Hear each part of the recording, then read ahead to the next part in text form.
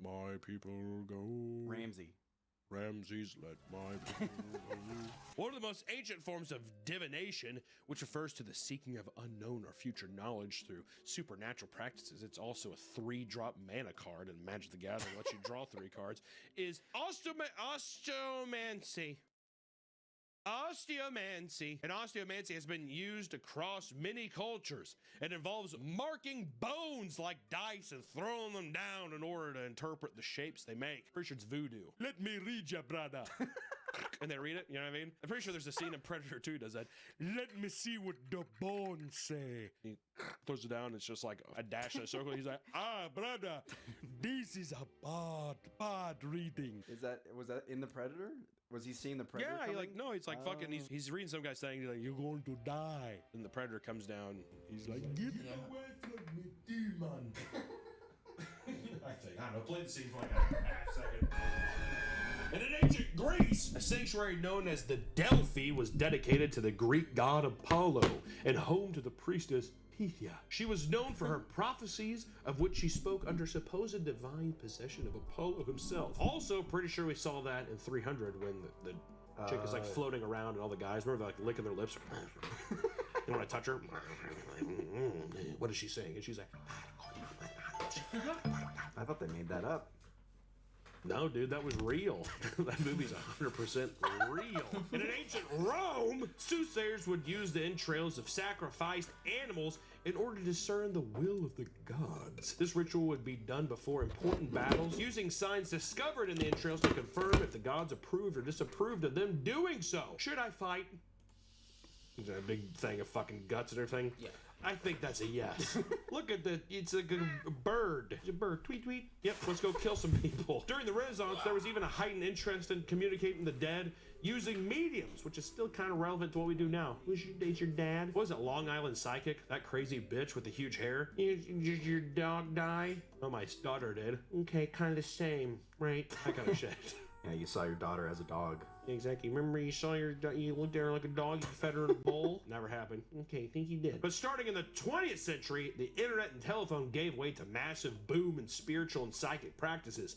Clairvoyants began opening up hotlines and starting television shows to spread their influence all over the world. And nowadays, anyone claiming to be a psychic can have a following and make a living doing remote readings. The digital age has created a large influx of supposed clairvoyance, as well as criticism by skeptics who think it's all a hoax. Nick, what do you think? Do you believe in it? Yes, I believe everything I see on TV. Do you actually? No. You never sat down with somebody and he's like, give me your hand. I did, in New Orleans. It smells bad out here. Sorry, I farted. And you believe what she She said? was mean to me.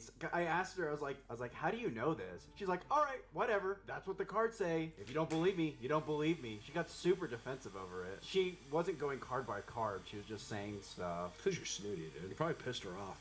But she was great to me. That was great. And I was like, oh, cool. You could sense I wasn't a believer. I was poking holes. Were you? Were you doing like a little, what is this even all? What does all this junk mean? I was just like, can you explain like each card, what they mean? What, she have all day? And then what happened after she did that, she's like, all right, we got 20 minutes left. We're done. I was like, can I ask you more questions? She's like, sure, if you want. You can leave too. I was like, oh my god.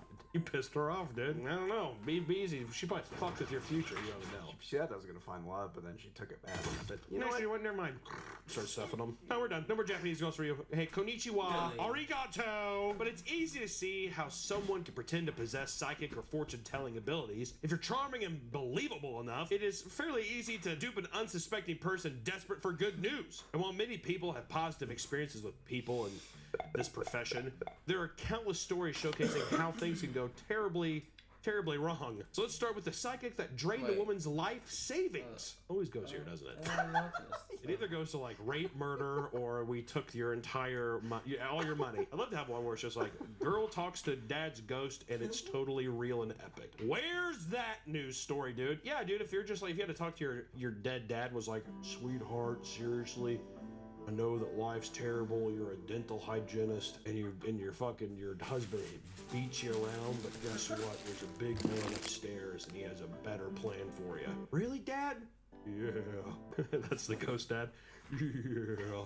Did this come up in your dentist appointment today? I really did kind of go kind of specific with the dental thing. A 65-year-old woman named Francine Evers revealed that she lost over $70,000 to a psychic named Adam Marks in only 6 months. A little more than $10,000 a month. Well, if you gotta keep reading, then keep reading, Adam. He's like, good. They met each other in 2009, starting with $10 psychic readings, simply because she thought it would be a fun experience. By the end of the session, she was upsold on an $825 in-depth reading after being told she had, quote, serious problems with her aura, especially on the right side. It's like some Scientology shit. Oh, your readings are bad. Your aura's off. It's gonna take a while, so I'm gonna have to charge more, a grand. I'll be like, I came in for a $10 reading, and now I'm gonna spend almost $1,000 in here. Hello? Seeing that she took the bait, Marks decided to up the ante by calling her up. According to Francine, quote, in a panic, he had also foreseen that due to this, something terrible was about to happen to me, which he was trying to ward off. Which then Adam requested basically $10,000 in $100 bills. Okay? Claiming it would give him the power to send away the potential threats heading her way. This repeated over and over again until Marks had slowly robbed her of $73,400, as well as a personal family heirlooms. Her trust was taken advantage of, and now she lives with the immense regret of being so stupid as to take him so seriously. Which later Adam Marks was charged with theft and crimes against an at-risk adult and intimidating a witness. And at one point he tried to get out of the troubles by claiming he was going to return all he took and only needed the money momentarily to give him the power to keep her safe. I was gonna give it back. Demons hate sick sweet cash, which is kind of true. That's true. You never fucking see a rich person get fucked with. Protects them. Only trailer trash. Only poor people. Just gotta give them cash. Give it right back. As you can see, clairvoyants can very easily use their supposed powers for evil, much like the door-to-door fortune-telling burglars, like the Home Alone guys. Wet bandits or whatever? Kind of sounds like that. Which in 2024, last year, a 52-year-old woman named Carol Mitchell visited the home of Judith Ramirez to ask where she could buy some Mexican food in the area. That doesn't sound like an old woman talking to a nearby Mexican neighbor. I don't know what else does. But not only that, but she also asked to come inside to get a drink of water. When she was inside the house, she immediately offered her a psychic reading. Judith declined the offer, but Carol started reading her forehead anyways. Forehead? Yeah, she was sticking her head looking for you. Let me give you a reading. Judith stepped out momentarily to help her child, so the psychic started giving her 50-year-old mother a reading instead. And out of nowhere, she flashes a firearm. She has a piece. All right, Carol has a piece. According to Judith, quote, she told her that if she doesn't give her the money, she was going to hurt us, my baby and I. She said she was Mexican. She robbed the family, and future investigations showed that this was far from the first time she had done such a thing. Supposedly, she had a habit of driving around Hispanic communities and using her psychic services to enter people's homes and commit robberies. And in one case, she stole $12,000 from a single victim. Why even have the psychic angle? That's what I was gonna say. Literally, she was able to get into the house by being like, I want to know where Mexican food is at. And she was like, come on in, arriba. Maybe I'm guessing it's like to drop their thing, because it's like, let me read your hands. They close their eyes and they pull up the gun. They close their eyes. Now open them. Surprise, cocksucker. Actually, it's the old woman. Surprise, bitch. Give me the dough. But Carol was eventually caught and arrested on charges of robbery with a firearm, kidnapping while in possession of a firearm, and 3 out-of-county warrants. Justice is served. Justice is served. Many people have gone to psychic readings and taken their word as gospel. This can result in irreparable damage done to people's lives, particularly violent reactions. Like the fortune teller who was attacked because she gave out some love advice to a person who didn't want to get that kind of love advice. In Germany, a fortune teller named Zagorka Javnakovari, Zagorka Jovanovic had become incredibly popular by her reading. She advertised herself online as Esmeralda Ausbirk, claiming that she could use her powers to contact the spiritual world in order to solve relationship issues. She's basically a therapist who's just like, also I'm magical. I'm reaching into the beyond and being like, here, this is the secret you needed. A German woman had walked out on a previous partner and later starting a relationship with a man named Kolkick. Because she was a superstitious person, Because she was a superstitious person, this man encouraged her to see Esmeralda for a reading. She soon regretted that decision because the fortune teller insisted that she needed to go back to her previous lover in order to have a happy life. Do you think the previous, like, lover went to the fortune teller? Yeah. I give you uns 5. What are German dollars? Pounds? Marks. I give you 5 marks to tell that woman to come back. What if you had a gun? What if it was like the fucking last person? She had a gun. He's behind her chair, like shaking her. You should go back to the old guy. For real, it's happy life. Yeah, it's like a shotgun like behind her. She's doing a tarot card reading and says help. Yeah, exactly. Which, the woman who went in there immediately took her advice and broke up with Kolkik. That guy's like, what the fuck? What she said? Which, that enraged him. He decided to set up a session with Esmeralda, only to repeatedly stab her as soon as she opened the door.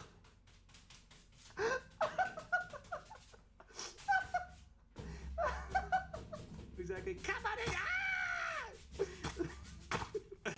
As soon as she opens the door, the man fled the scene as the fortune teller lay dead in a pool of her own blood. She was rushed to the hospital and placed in intensive care. Police began searching for Kolkik to no avail, convinced that he had fled to Turkey to escape jail time. He didn't even get caught. He stabbed... He probably, you know what, he's probably so fucking pissed too because he was just like, she's kind of superstitious, I'll go ahead and, you know, hey, go ahead. And yeah, she's like, she told me to fucking leave your ass. What?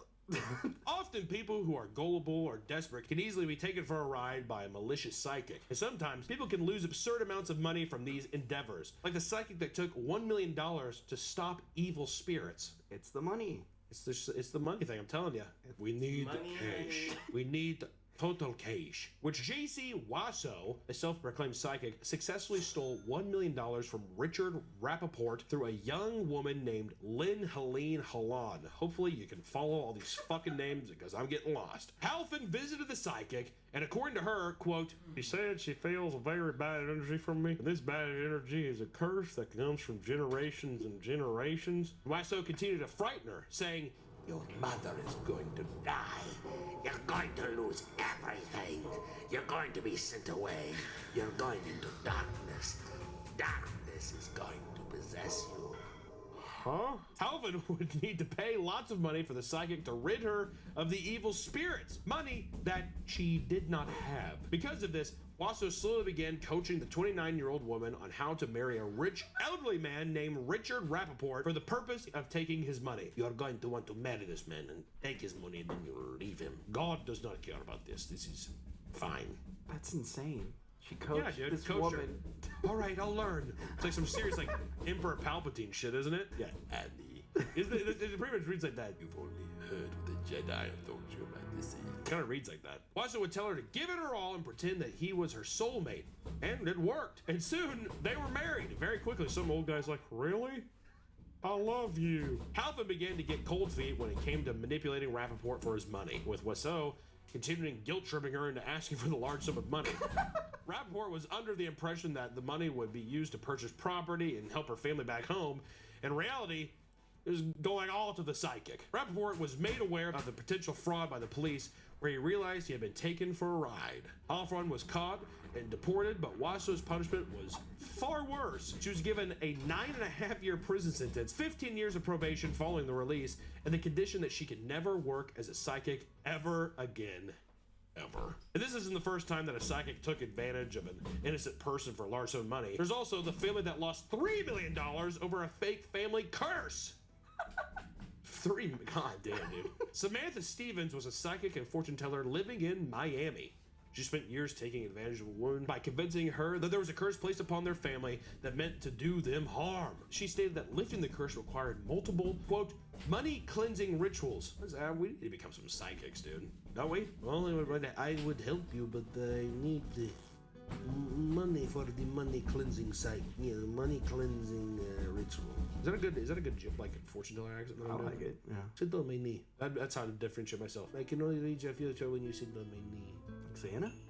Yeah.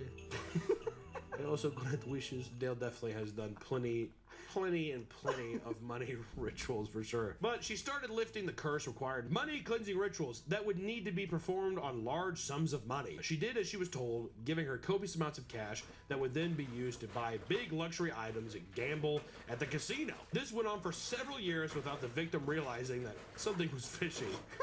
By the end, she had lost $3 million, and soon as she was no longer able to pay for the cleansing rituals, Stevens cut off all contact. This is when the victim contacted the authorities, who soon arrested her, as well as a man named Michael Guzman, who acted as an accomplice. They both pled guilty to money laundering. Not only would they be in jail for several years, but they would be forced to pay $3 million in restitutions to the victim. So at least she got her money back. If they even have it. I was gonna say, she sounds like she gambled it all away at her Yeah. gypsy casino. Are there gypsy casinos? I don't know. $3 million is huge, but this isn't even the most money that a psychic has scammed out of someone. In one instance, a psychic took $3.5 million for fake exorcism. An elderly woman from Massachusetts had been receiving various spiritual cleansings as well as exorcisms from Sally Ann Johnson, a 41-year-old psychic from South Florida. How many exorcisms does one need? I thought once you have it done, they're gone. He crawled back in. I was gonna say, your door's open. That's the thing. Oh, well, he went back in and locked the door. We got it. Come on. Give me the money. This all occurred over the course of 7 years when a woman was convinced that she needed to rid the demons and evil spirits inside of her. The psychic made one fatal mistake. It was hiding her earnings from the IRS. She used the alias and used different bank accounts to other people's names to avoid the law. But eventually, she was sentenced to over 2.5 years in prison, and she was forced to repay the woman as well as an additional $725,000 to the IRS. And it goes without saying that these fucking psychics are evil people, right? But there's nothing compared to the next one. Let's talk about the most evil and twisted psychic to ever exist on planet Earth, Louise Lindloff. Louise Lindloff is a woman responsible for the deaths of many, many people, using her profession as a fortune teller to enact horrible crimes. And in 1905, Lindloff's husband had died of an apparent heart stroke. Heat stroke. Of an apparent heat stroke. She just so happened to carry a life insurance policy claiming $2,000 after his death. This became a pattern in her life. By 1912, she had lost 2 husbands and 3 of her children to various ailments and diseases. And each time, she happened to collect more money, totaling around $10,650. She was even killing her kids at this point. People became suspicious, and further investigation revealed that their deaths were actually due to slow poisonings. Lindloff was arrested. She claimed that she could see the future. Using a cheap crystal ball she brought along with her to predict that she would soon be exonerated for her crimes. That's the best. Yeah, I don't need a lawyer. I don't need a lawyer, I just need Father Time. Murder charges began to stack up, and as the investigation continued, with the police officers finding various types of poisons in her home. Her motives for enacting such heinous crimes began to evolve, as police began to learn more about who Lindloff even was. She was a psychic that would hold weekly seances, which took place through the 7 years that she was enacting the killings. And it appeared that she was predicting the deaths of various people, then poisoned them to fit those predictions in an attempt to bolster her reputation as a psychic. Poison the people, kill them, and then she's like, what'd I tell you? She'd probably do it like if it's a big room. She'd be like, you will die Back there. Yeah, and don't be sure to drink that big cup of green stuff by the door. That kind of thing. Those that attended the seances would sometimes find Lindloff predicting their own deaths. And after eating her meals, they would become ill. And now convinced that she was poisoning them as well as to prove her predictions. These potential victims became the state witnesses, strengthening the case against her. And on top of this, evidence would surface proving that Lindloff would experiment with poisons back when she was a nurse in 1907. First, she poisoned a dog. What? Next, a 5-month-old baby. Bro, kill yourself. Lindloff also owned a saloon where many people would report feeling incredibly ill after consuming beer she had served. And in the end, she was found guilty of murder and sentenced to 25 years in penitentiary. In the courtroom, she laughed hysterically upon hearing the verdict, collapsing to the floor. I'll tell you what, that crazy bitch just like to poison people, huh? It's hard not to read into things like psychic and fortune tellers when you're really in need of some help or some good fucking news. But always remember that even people who claim to have supernatural powers are also people running a business that have rent to pay. If you want to go to a reading or maybe just look at a crystal ball, go for it. Just treat it like a fun little adventure and don't invest too much into the reading. And until next time, everyone, stay safe. My crystal ball tells me something bad may happen very soon. Actually, don't put that. My crystal ball says if you don't sign up for Patreon, you will die.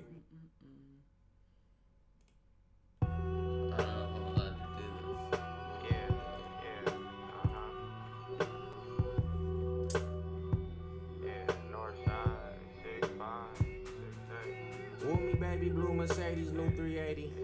If I was Mike, I would've shot that nigga Stacy. I feel like Mike in 98. They tried to play me, so I shot it in his face. Got it out the mud, got it out the state.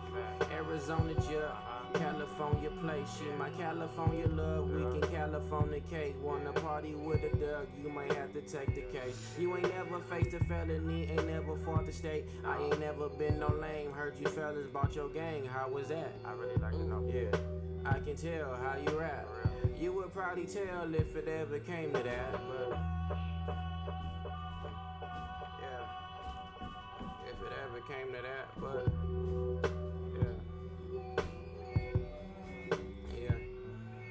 yeah. He run up on me, I'ma have to let the stick blow. She say she love me, I might have to let that bitch go. Me and my brothers like the Klitschko's. We got the rock and made a panic at the wind coat. You know it's win some, lose some, win more. Yeah, who's that creeping in my window? Meet the flocker with a chopper. Wave high to the helicopter. Gang slides down Orizaba. Can I see my gang foul? I hope my picture proper. I like to throw my weight round. I wait around for nada. And I can put that on my mama. But yeah.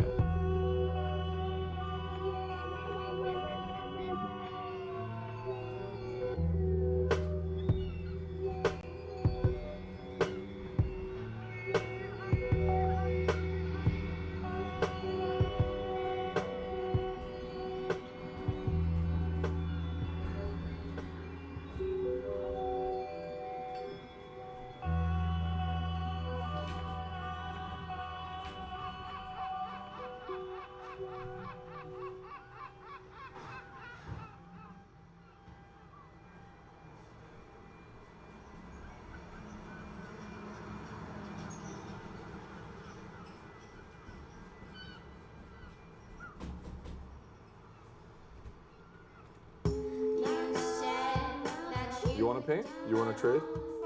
Yeah. See, creativity is all around. Thumbs up America. Thumbs up America. What do you want to see next? You want to see all the sights and sounds of Los Angeles? Are you saving up to come to California? You want me to show it to you? So it was interesting talking to that young Taiwanese boy. Wake the up if you're watching, Henry. What was his name? What's your name? Oh, actually, Hao Yan is Hao Yan? Hao Yun if you're watching. Wake the up!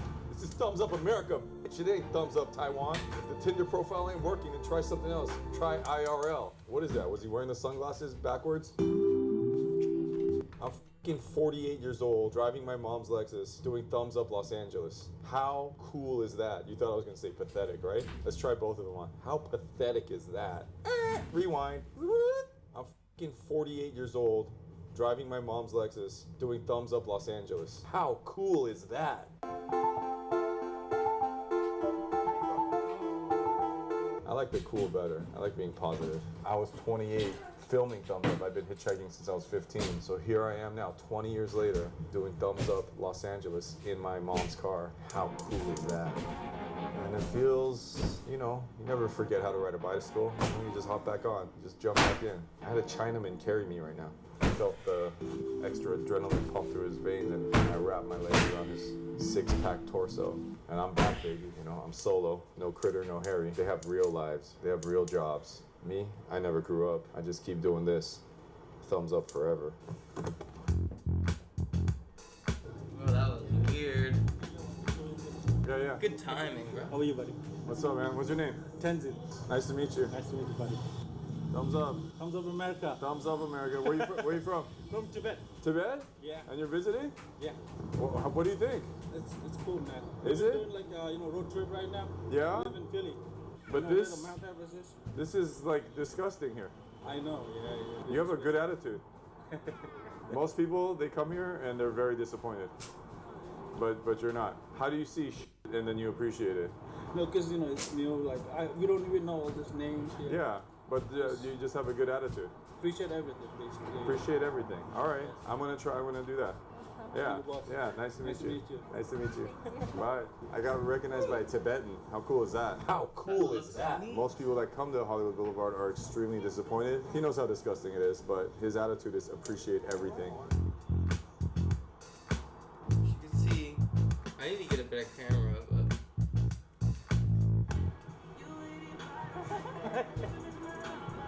Did it get better? Getting better. If you go up there, then it's gonna have like Iron Man and Star Wars, you know, like all the people dressed up. All right. Yeah, thank you. See you. Should I buy a knife? Hey, how's it going? Yes. Machete? Fake badge? Impersonate a police officer? Is that illegal to walk around with a machete? Yeah? You guys sell bulletproof vests? Yeah, we're in the front, level 3. Okay. Level 3? What does that mean? Hello.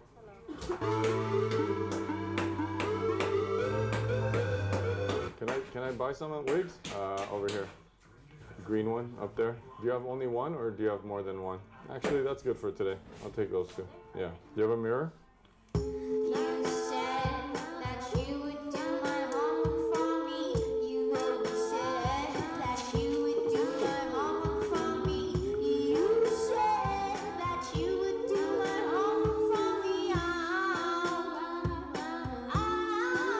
At the Hollywood sign. Why do I keep coming here? It's my second day back or third day back. Keep coming here.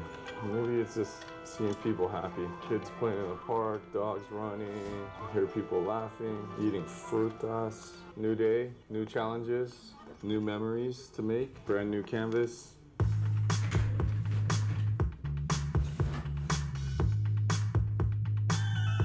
Sandia, mango, and melon.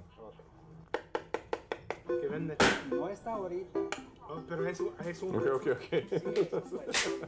Day 2, get my fruit cup. Codiano, best tippers. Very disappointed in my first attempt at the Hollywood sign painting. So sometimes when at first you don't succeed, you switch up the cropping. You switch up the angle. Get out my cropping tools. all the freaks. There it is. That's my shot. That's my shot. Flip it. Just paint what you know, paint what you see. Sometimes you're just not getting any traction, just hitting that wall. It's not turning out. All it takes is a change of perspective.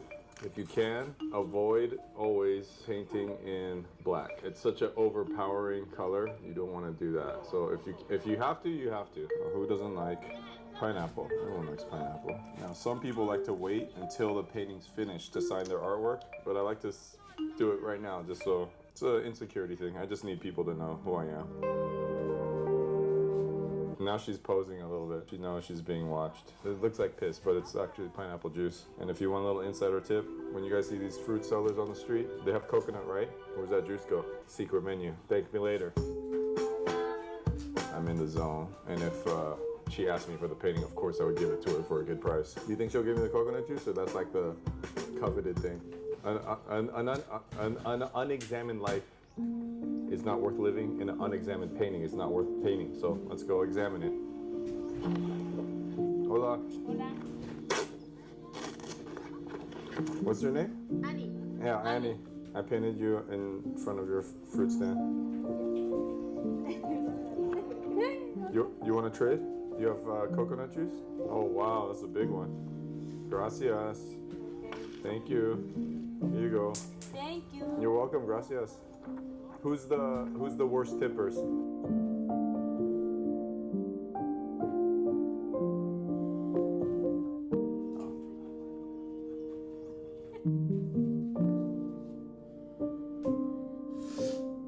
It worked.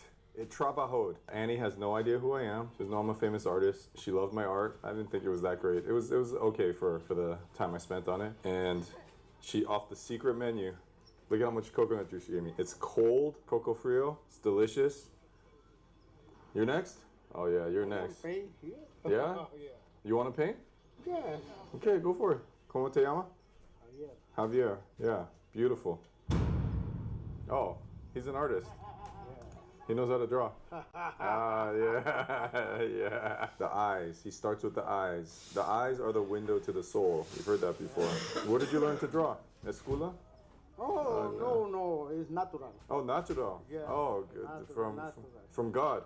Now, before Javier rolled up to my sketch I already knew he was an artist because you already know he has more swag and style than anyone here. Camo cap with the f***ing feather coming out. Get the f*** out of here. Beautiful. Bonita. Yes. Kindred spirit. So, He's watching too. okay. Sometimes people are like, I don't know. You just got to go outside. I just got a free piece of art from Javier. Look at that guy. I got to get that hat. This girl's very beautiful. Put some little eyeshadow there. You know, I tell people all the time not to do collabs and no more group shows, and here I am doing one with Javier. He got me. He got me with that laugh. Now, people think water is the best thing to use for painting, but it's a little bit more expensive, depending on where you are. But you ever use coconut juice? And not only does it blend the colors perfectly, later you're gonna get that fresh coconut scent when the painting's hanging in your bathroom or your bedroom or wherever you are.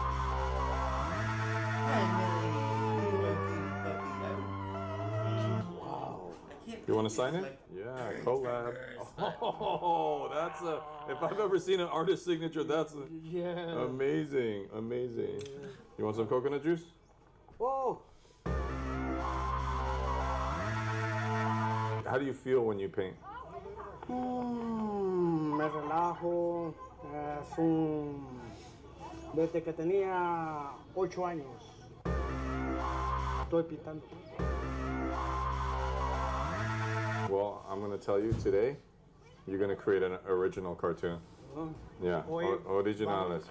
Javier Original. Ah, Javier Original. Yeah. Okay. Here we go. Here we go. As you guys can see, the difference when an artist creates with confidence. Whoa. Who is it? Oh, Panther, pero Panther caricatura. Oh, Yeah. oh my God. That's my character, bro. You see, creativity is all around. Here's my original character that I just created purely from my imagination, not from reality at all. It's my character named Javi, and then we have Pink Blue. Trade? Okay. Trade. Yeah. Yeah, for you. Yeah, thank you. Gracias. All right, let's talk to Javier and then let's get out of here. Do you think Mama and Papa hitting a kid makes them better artists? Mama, papa. Some no good de dibujo. What about your parents? Sí. Your parents hit you? Spank? No, yo solo con mamá me crié, pero sí me pegaba. Mi mama, papa? Sí, How do you say thumbs up in Spanish? good. Okay. Okay, just say thumbs up. Thumbs up. Yeah. Okay. Thumbs up. Thumbs up, Javier. Okay, thumbs up.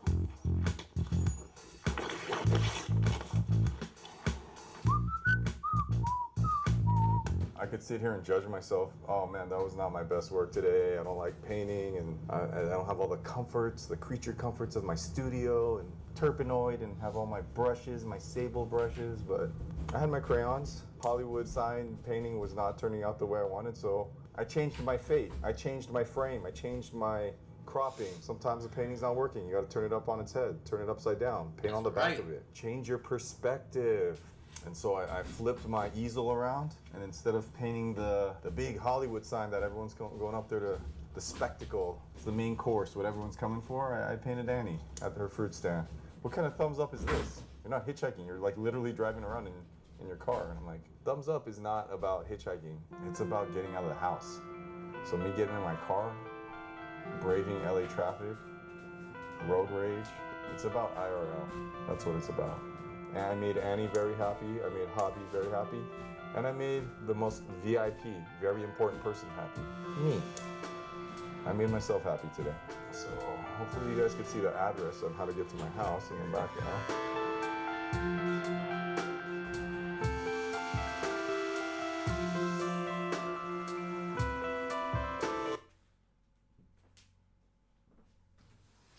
What are we gonna do today, David Cho? Yarn corn. Ooh.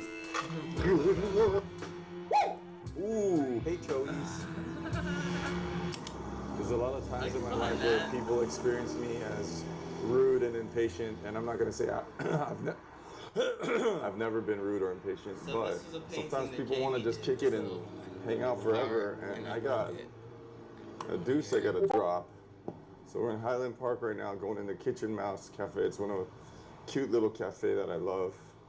And then first things that I gotta do, number 2.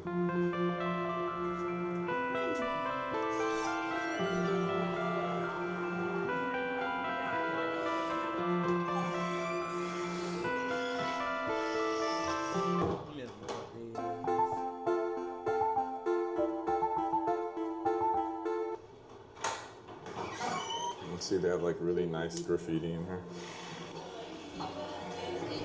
Alright, so we're at Kitchen Mouse, great cafe, restaurant, and there's like a store next door that has like books and little tchotchkes. Even the graffiti in the bathroom is very cute. It's very cute in there, but they're blasting the music, and you know, I'm trying to vlog, so we're outside, which is, you know, gross. That wasn't nice. I like to eat here. It's like mostly, I don't know if it's vegan, but it's vegetarian and everything tastes delicious. I did a 1.5 years in college. I went to art school before dropping out. I shared an apartment with 3 guys, and one of my roommates was a raver. This is, you know, we're going back 20 years now. He would rave till, you know, 5, 6 in the morning, and he would come home, and then he would make these quesadillas. I thought he did it because we didn't have hot sauce or Tabasco or any salsa, but he would dip his quesadillas inside honey, which I thought was disgusting. And then he's like, don't knock it till you try it. And I'm like, I'm not gonna try that. And then one day I did try it, and it was delicious. So today, I'm gonna riff off that salty sweet combo. So what I'm gonna try to go for today is something that's very simple, multiple mouthfeel, something that has the flavor profile of salty and sweet, but then also when you bite into it, it's chewy, crunchy, gooey. Bye, Chowies. Look how cute that is. See, if it's a wood mouse, I'm cool with it. If it's a real mouse, oof.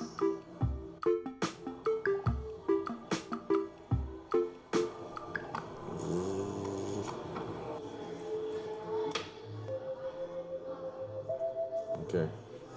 I'm mildly annoyed right now because 10 4 tops and like 22 tops and 1 bathroom. Here's my delicious breakfast. These little cute little pancakes. That's not honey or syrup, that's agave. These are little silver dollar pancakes.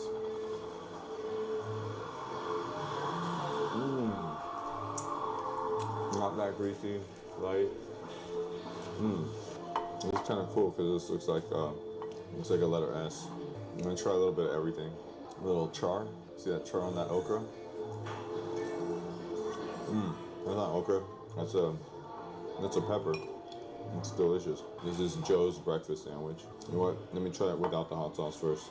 Sometimes you just try something first before you douse it up. No sauce necessary. I usually don't order 3 things, but it's for you guys. I'm doing it for the vlog. I hurt myself for you. Feelings check. I've been off my medication for a week now, and I already feel better. I mean, obviously I'm annoyed right now because of the pooping situation and because it's very early in the morning and I'm tired.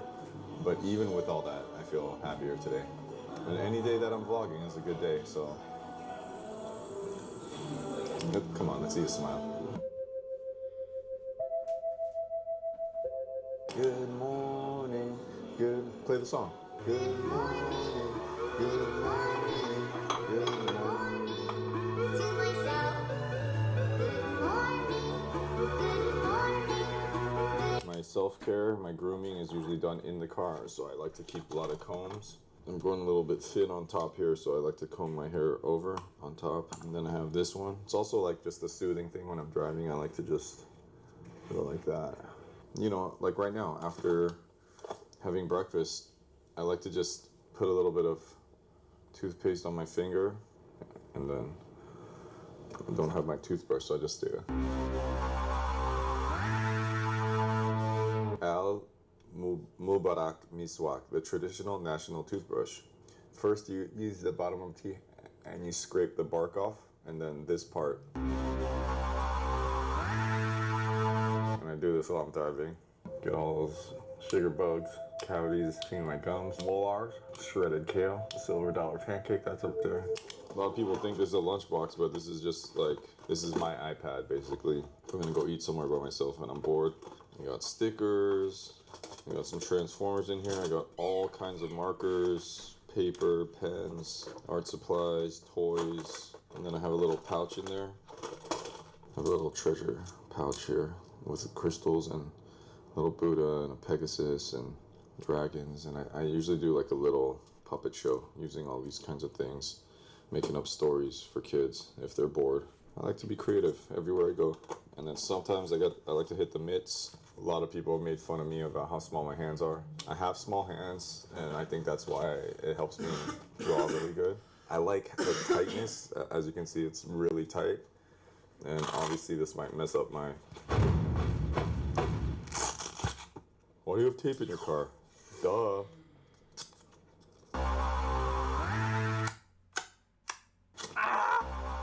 Just have one sip of my hibiscus. And we're off.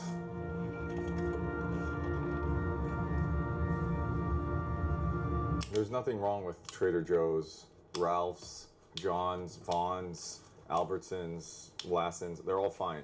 If you live in Los Angeles, there's a ridiculously expensive grocery store called Erewhon. It's about 10 times the price. If you get a plum, a nice juicy plum or a peach at Trader Joe's, it'll be 10 times the price. You'll get an apple or one piece of fruit and it'll be like $10. I sound like I'm exaggerating right now, but I'm not. Honey, I mean, jury's out on the Makuna honey, right? It's like New Zealand. What do we know about New Zealand? The Maori, the Kiwis. What's up with these Manuka bees? Are they doing something different? Are they doing a different dance? Oh, the medicinal healing properties. And then between the Manuka, there's the $40 jar, the $60 jar, the $100 jar, the $180 jar. Let's see how expensive the Manuka is. Ah! Here we are. Let's freestyle. This is how I get art supplies too. I just go in and I see which art supplies speak to me, then I make the thing. So, see, this is how we drive here in LA on empty. Beep, beep, beep, beep, beep, beep, beep, beep, beep. This is my favorite soda, cucumber, $3. I don't know how much your peanut butter is, but my peanut butter is, my peanut butter is $30. This one's the best one, Berry Freak. That's it right there. Sea moss, $40. Where's the honey? The honey's gonna be right here. Okay, thank you. All right, see, so like this honey is, this one isn't Manuka, it's $40, and it says it's nature's most powerful honey, antibacterial power, glyphosate free. They might start carrying the Manuka behind the counter because people are stealing it. Let's go with this one. This one's $40, and they're saying it's the most powerful honey, so I need antibacterial power. I'm a dirty person. Oh, you know what? It's probably in the medicine aisle. We're gonna grab this $40 one. See, the advertising works on me. Just say it's powerful, and then I believe it. Hi. You guys have the Manuka honey? We do. It's all right here. Oh, okay. Why is it in the medicine section? Because it's medicinal. Oh, okay. What's the difference between that, the MG, or what does that say, MGO? So the difference is the 200 is going to be like lower. Mm-hmm. So the higher you go, the more medicinal it is. Okay. I'll try this one. All right, thank you. $10 milk, dark brown sugar. I don't know why I'm feeling that. I'm supposed to go with it. This is the best popcorn. I get this Bjorn corn. So I'm gonna swap out this $40 honey for this raw Manuka. Let's get this one. This one's $100.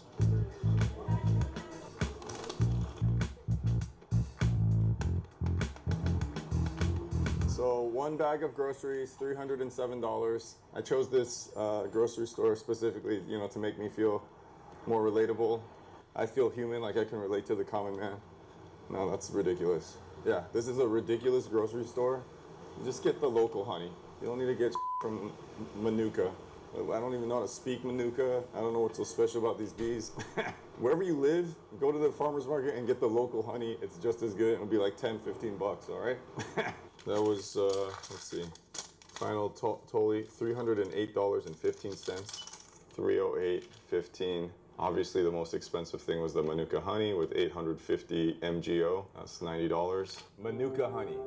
I watched the documentary on it. I've heard the whole sales pitch. We got the best bees. They're better. Our bees are better than your bees, and for some reason they're able with science and medicine and whatever, they're able to find. These are the ones with 100 MGO. These are the ones with 250 MGO, and the ones I got, 850 MGO, tiny bottle of honey for $90 with tax, and come on, antibacterial, microbial, blah, blah, blah, blah, blah, blah, blah. The reason why we sell it in the medicine aisle is because if you have pink eye, you could rub the honey in your eye. If you have STD, you could rub it on your Does that make sense? That you're buying honey that's shipped across the world. I mean, if you live in New Zealand, I guess not that, or Australia, but I know the chat's gonna blow up. I know in the comments people are gonna be going crazy. Look, I'm just having fun, all right? Today's an easy day, it's a nice vlogging day. It's off to a good start. I have gratitude for this morning, having a beautiful breakfast on a beautiful day. Good morning to myself. What are we gonna do today, David Cho? Let's paint, let's get in it. Yeah, we're gonna hype ourselves up. Let's go, David Cho. Bjorn corn, Parmesan, salmon and milk, brown sugar, sea moss, Play-Doh, peanut butter, coconut, cheese. First things first, here's my Grex airbrush. I just cleaned it out, it's brand new. Put my art tools at risk. I don't know the combination of putting food inside your art tools. This is really good soy sauce. This isn't my first rodeo. I painted with soy sauce when I was in prison in Japan over 20 years ago. I didn't have anything to paint with, so I started using soy sauce. So there's soy sauce in there. Turn this on. Let's hope it works. Oh, it works. It works, ladies and gentlemen. Smells good too. Okay, so the bread I had to get separately. This is from a Japanese bakery. I got it yesterday. Like I said, I love my doggy, Luna, so. Oh, she's probably out for a walk. There's a Luna. Smells very soy saucy. Let's do a little self-portrait.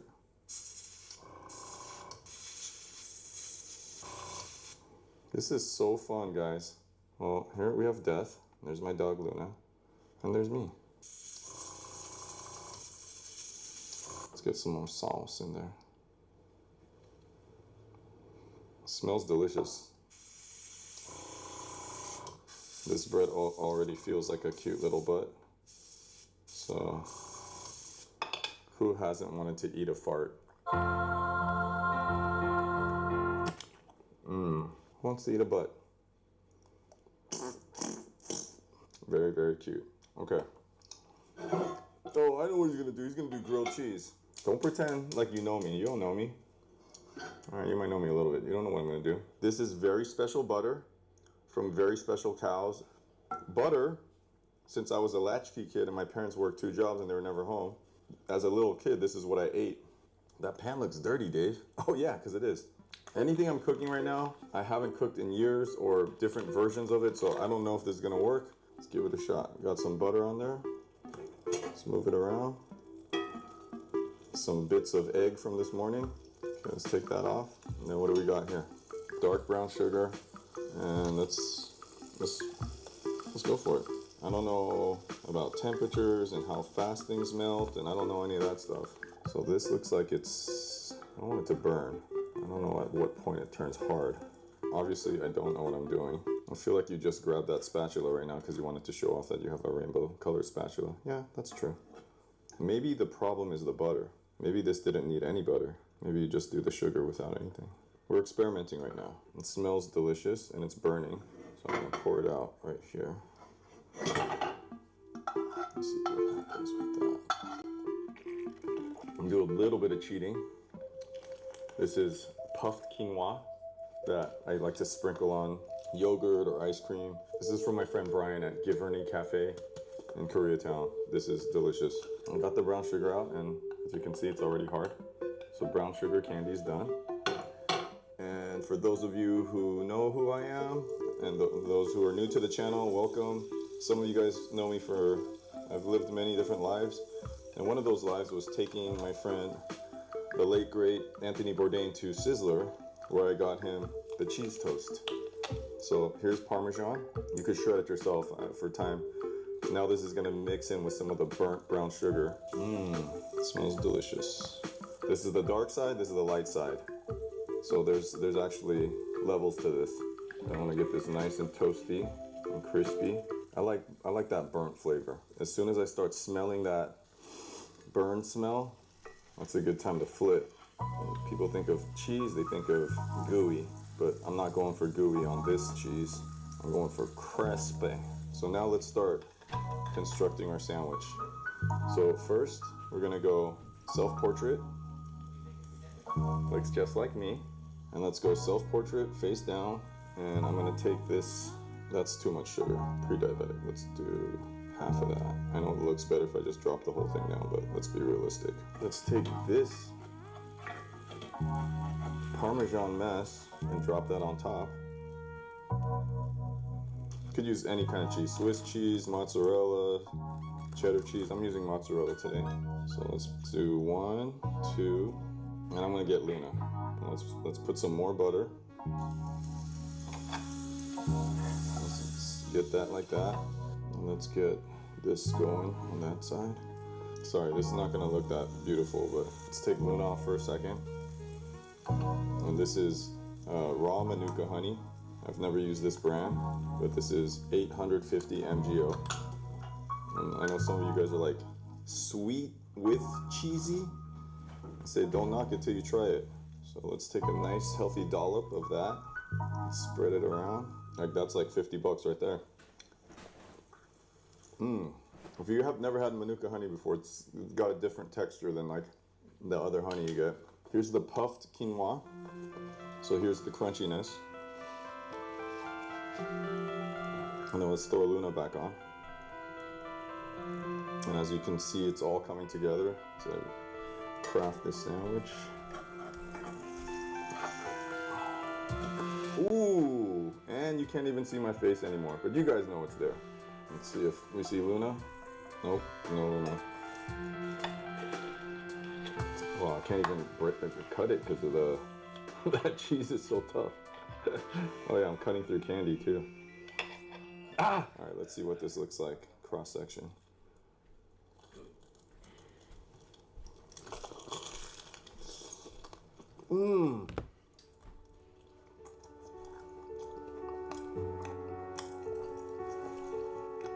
Okay, be present, be in the moment. A little on the burnt side, which I like. A little on the sweet side. I think less honey and less brown sugar candy, but just for taste is amazing. I'm gonna make a couple more of these. This one's mine. I'm gonna give this to some friends that I haven't met yet. I can't feed the whole world, but I could feed one person today. So there's a Choey grilled cheese with $100 Manuka honey. That's my favorite soda, cucumber soda. Ripe peach, a banana. Who doesn't like pirate's booty? Yeah, I love cooking, I love creating, but what I love more is giving it, sharing it. Helping you helps me, and you helping me helps me. Helping you helps me, and you helping me helps, I don't know, whatever.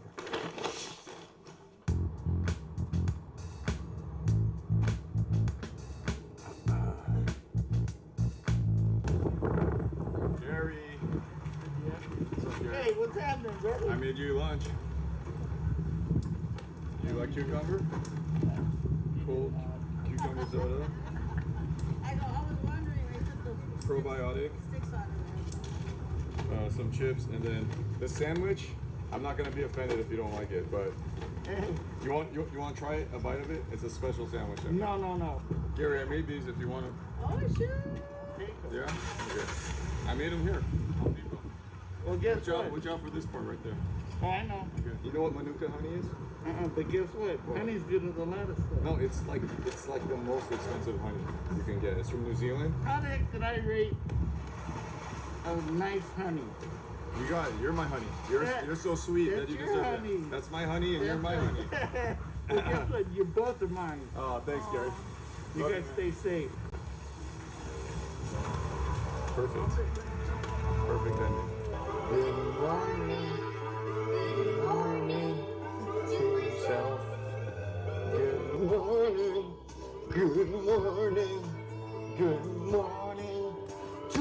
Thank you for joining me today. I try to bring art and creativity into every part of my life. Obviously, this isn't something you want to eat every day, but if you're having a down day, feeling a little down, this will bring you right up. Go for a nice jog, nice walk with your friends in the neighborhood after this. All right. This is David Cho out. See you later, Choies. Good morning. Good morning. Good morning to myself. Good morning. Good.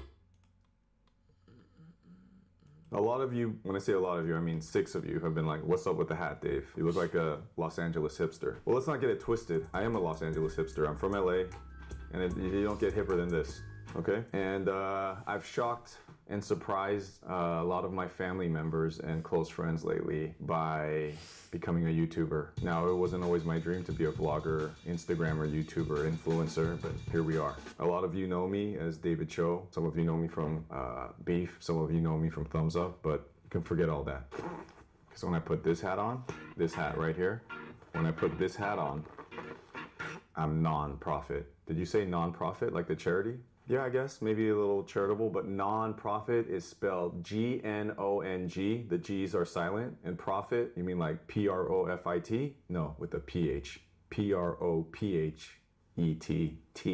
2 T's. And so I've been getting the calls. The calls of, hey, Dave, you're a YouTuber? You teach art now? You're like art instructional videos? No, I'm not. But when this hat goes on, when it gets screwed on, when this is on, I'm non-profit, and I'm super, super, super sketchy. What does that mean? Well, here's a bag of crayons, right? And I found this broken one on the floor. Here's white. What are you gonna do right now? What are you gonna do right now? Well, I'm gonna start drawing stuff, and you're not even gonna know what I'm drawing because it's with a white crayon. It's invisible, right? I don't know how many of you out there have brothers and sisters. I got 2. I'm the middle child in that sandwich. I got Jimmy and Paul, and you might not believe this, but I was super shy as a kid. I didn't talk that much. I got awards and stuff for being the most quietest kid. And then for those of you who do have siblings, you know, you get challenged a lot. You get dared. And my brother Jimmy, he would dare me to do stuff, and so I did a lot of stuff outside of my comfort zone that I never wanted to do. So a lot of people ask me about this technique, and yeah, I could make this entire channel about art technique, and I will. I'll show you some technique. It's not all or nothing. But for me, so much of my early life was ruled by fear, and for me, at least, I have always been a curious person, even when dared or not. So that's why I hitchhike, that's why I try different techniques, because I'm always interested in those things. So for me, real art, true art, if you really want to go for it. See, like I kind of lost the way here, because I'm drawing with white, is when you create from a place of curiosity. Let's just see, let's see what happens. And a lot of people, they don't create from a place of curiosity. They create from a place of fear. So when you create from a place of curiosity, then really, you know, a lot of really ugly, bad things are gonna happen, and you're gonna fail a lot, but a lot of interesting things are gonna happen. And if you can divorce yourself from the results, then you're gonna have a really good time. And that's what it's about anyways, right? You just wanna have a good time. Sometimes you see people win at things and they're really good at things, but they don't look that happy. People ask me about, hey, what do you think about this celebrity or this influencer or this, you know? And I go, what do you want me to say about them? They're like, well, what do you think about them? And I go, do they look happy to you? Do they look happy to you? I mean, a lot of people have made the arguments that this is the worst art that I've ever made in my life, and will I stop doing this kind of thing and draw something for real? And to them I say, no. So now I think I have something here, but I won't know until I reveal it. Black ink. It's not magic ink or anything. I guess it could be magic. That's all it is black ink. And I'm a little bit nervous because I know there's people watching, but also I like it when you watch.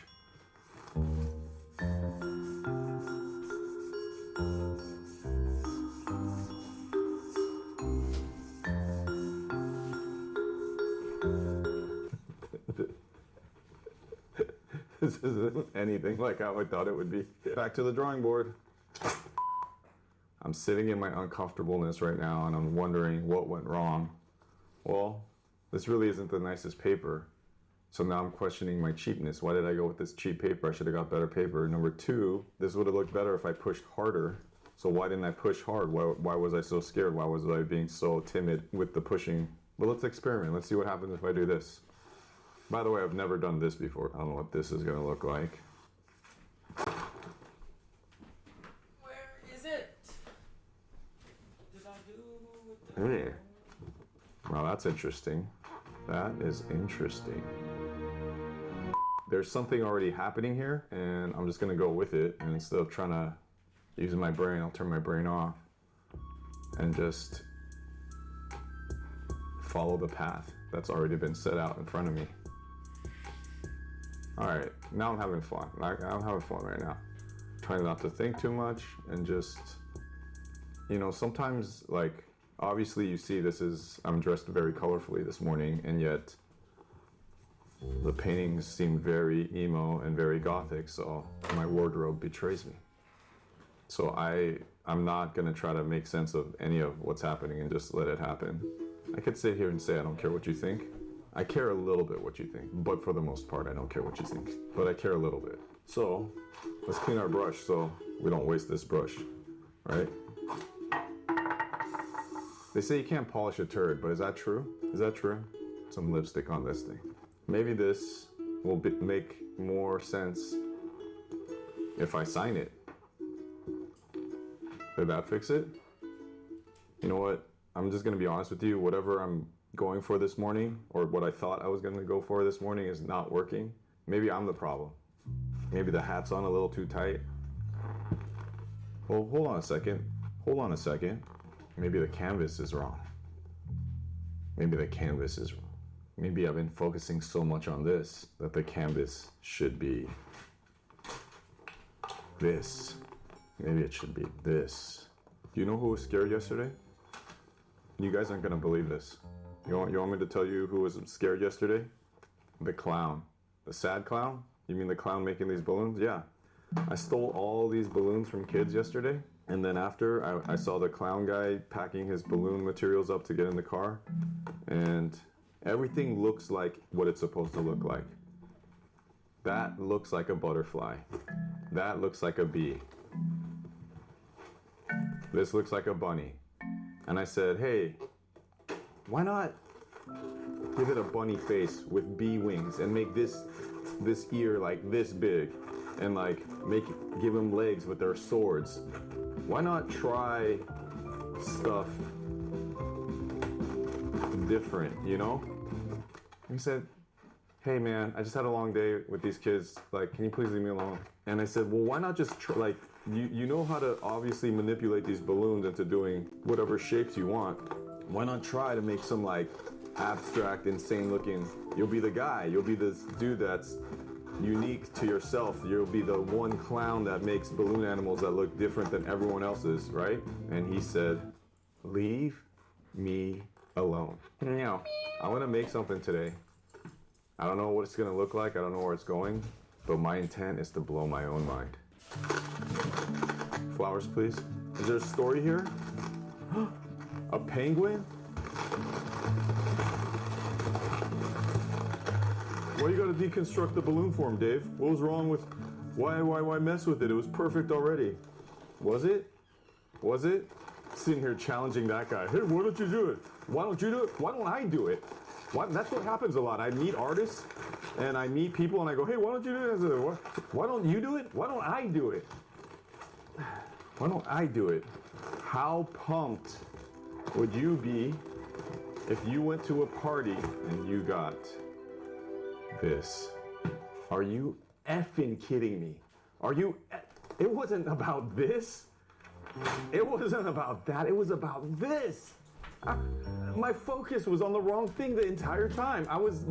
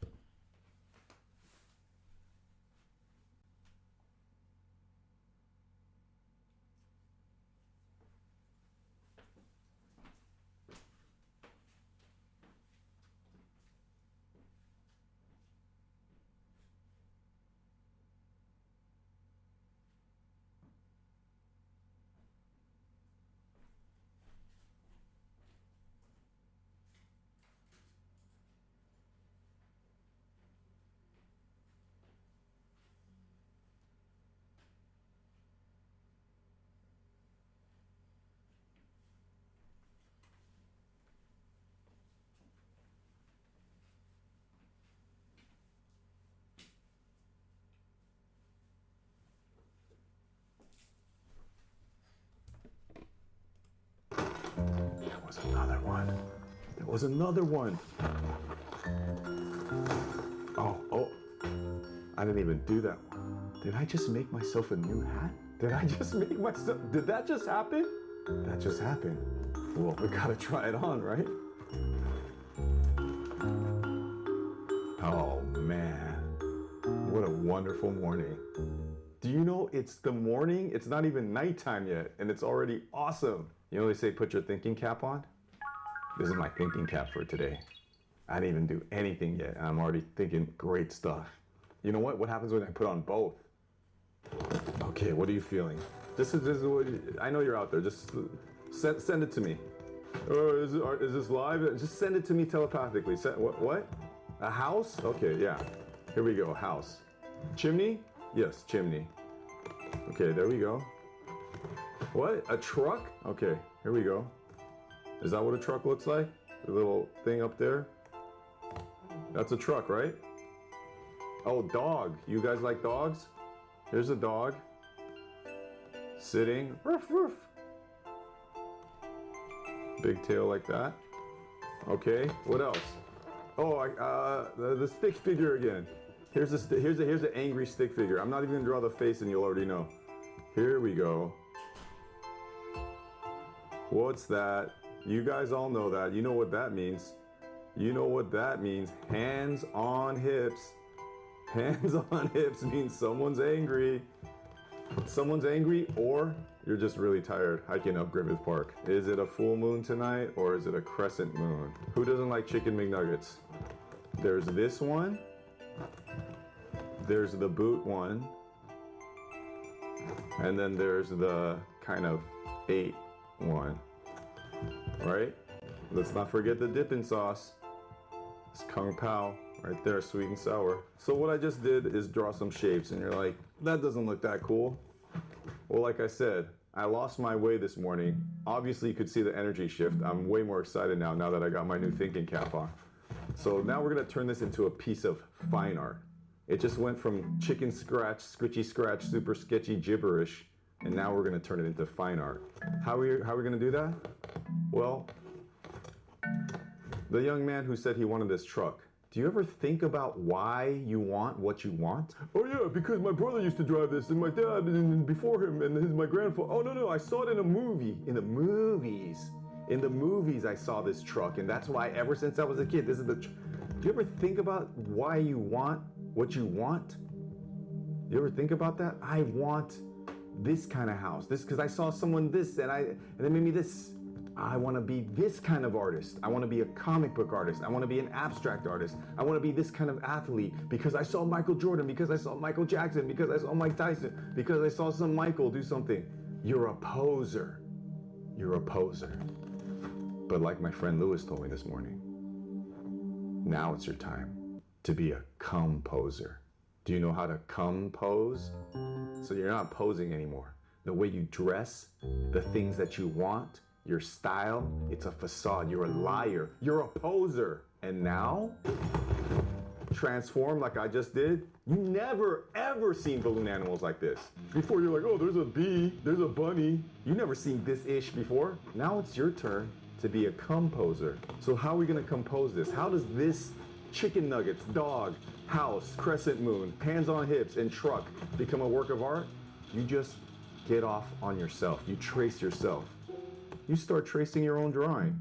Then you stop, and you go beep.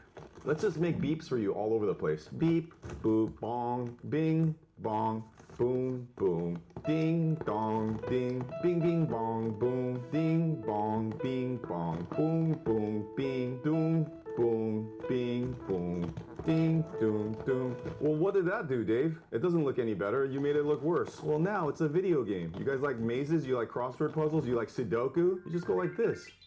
And the game is don't touch the dots and don't go over your own dark line. So you just make little games for yourself within the lines. You go around these boops, you go around these bops, and go bing, bong, ding, dong. It's like ping pong. It's like pinball.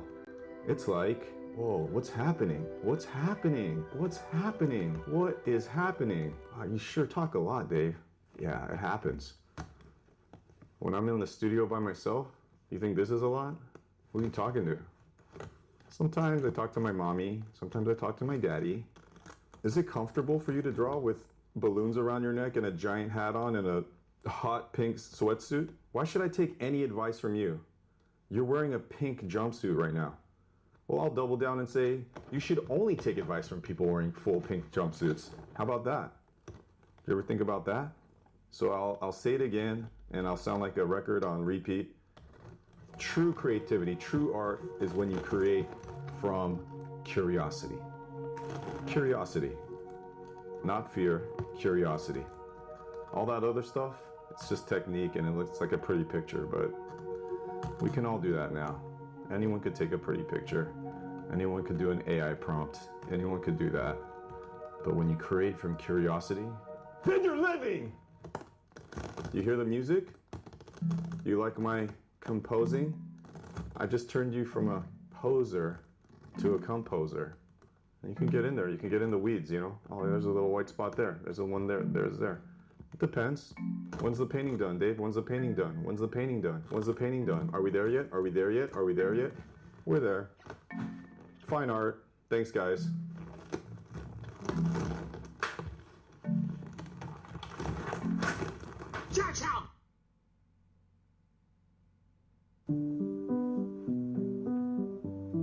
Oh, hey. I didn't see you there. You know, some of you have been asking me, a lot of you, quite frankly, how to make it. Air quotes, make it. Not just as a professional artist where you can sustain your life, your way of life, your lifestyle through just creation, but to really make it. So I'll show you, and I'm gonna show you for free. First things first, gotta get the thinking cap on, right?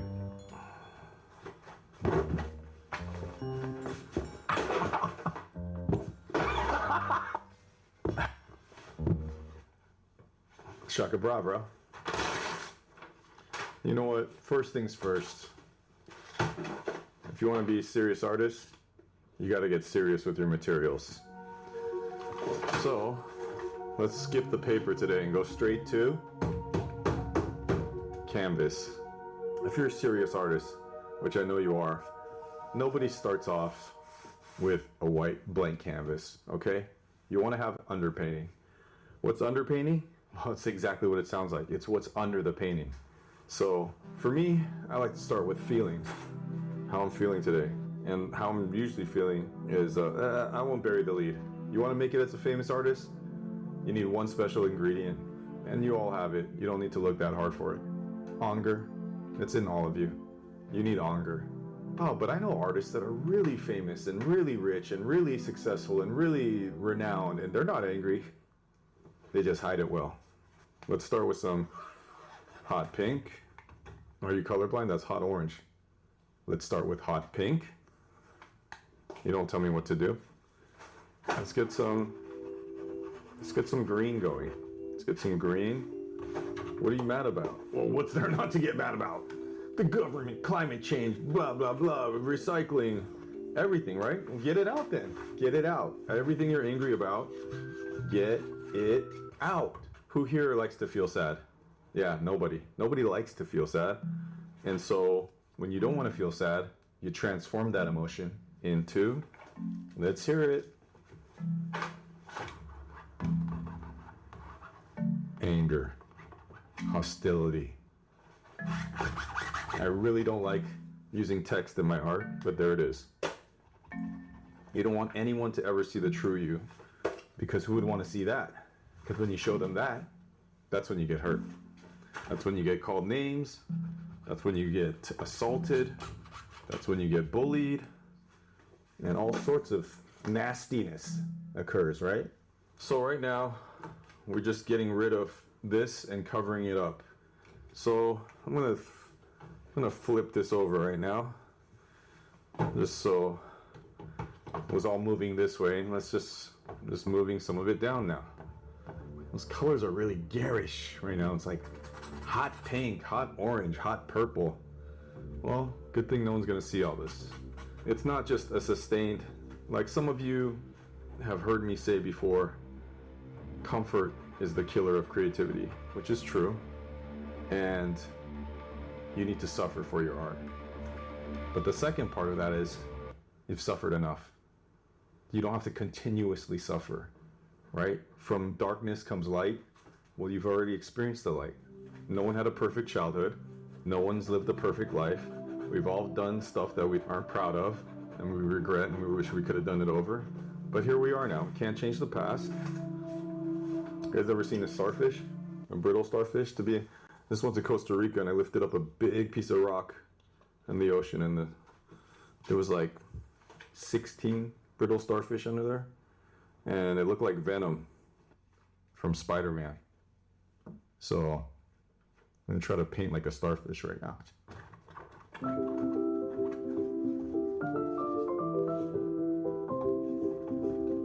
So now it's coming. That poison out. It's in you. It's in you. That's why you listen to dark music. That's why you like goth emo. Because it's in you and you get it out. You get it out. You hear that. When you hear that music, you're like, yeah, this is my jam. Yeah, because it's in you and you want to get it out. You want to get it out. Well, when you do that, it just gets muddy. No one likes muddy paintings. You don't even know. You don't even know what this painting's going to look like. So now you do the underpainting. Now you cover up all the things that you don't want people to see about you. That's in you. It's in you. The dirt you've done, the things you've seen, the things that have happened to you, the things that you've done to other people. It's all under there. There's no hiding. You can't hide from the truth. You can't hide from the truth. Sometimes there's a moment of light. And the light comes through the cracks, right? It shines through. And as we let the sun shine through, we show the world. We transform the dark into light, and we show the world, you were wrong about me. Some people become jealous. They're like, I wish I was brave like that. I wish I could show my heart in that way. I wish I could do that. And you can. And they're living vicariously through your art. You're showing them that, oh, you could do that too. And you're showing them your mature work, and you're saying, I'm not mad anymore, because I'm going to sell this painting. It's going to be in a fancy gallery, or I'm going to sell it off my DMs on Instagram, and I'm going to make a lot of money. And with this money, I'm going to buy a dry-aged steak, and I'm going to go on a tropical vacation, and I'm going to meet people and have a new level of confidence. And now that means my art is valuable and worthy, so that must mean I'm valuable and worthy. That must mean I'm not gonna get picked last anymore. So you do that, and then you love your parents, you love your mommy, so you give her some money, you say, hey, you go buy some stuff. And then you invest the rest of that in yourself, you know? You buy some nicer art supplies, some nicer canvas. You just do the thing that you know that people like and like you for, that you've branded yourself for, and now you're getting mad about that. So now you have a new source of anger. And you do that again, again, and again. When will it be enough? We don't know the answer to that question. So mindlessly, we keep going with no end in sight, hoping that things will work out. But as you guys have heard me before say right here, hope is not a plan. So now there's no plan, and you are a mindless drone on autopilot. And because you know what worked, you keep staying in the comfort zone. And so at that point, will you be brave enough to stop? I got the show coming up. I got this list of things. I got errands to. Stop. Pull up a chair. Pause.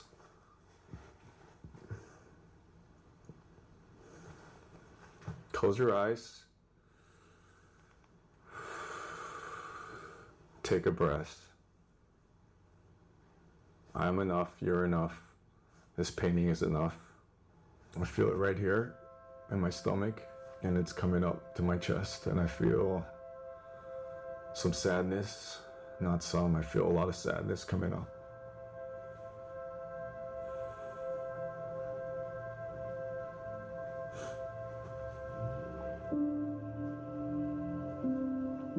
And I feel shame about that. I don't want anyone to see this part of me. And that's why I chose art, because it's solitary, it's isolating. I'm in a room by myself, but now here I am sharing my art with the world, and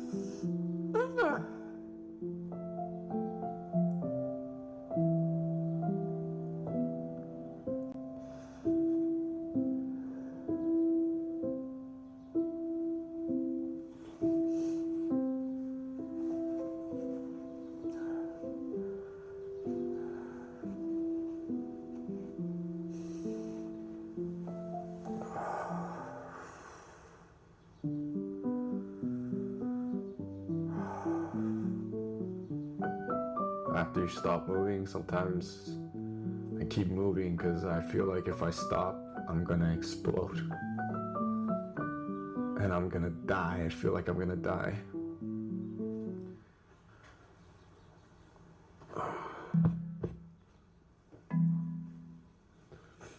But here I am, and I'm not dead, and I'm still alive.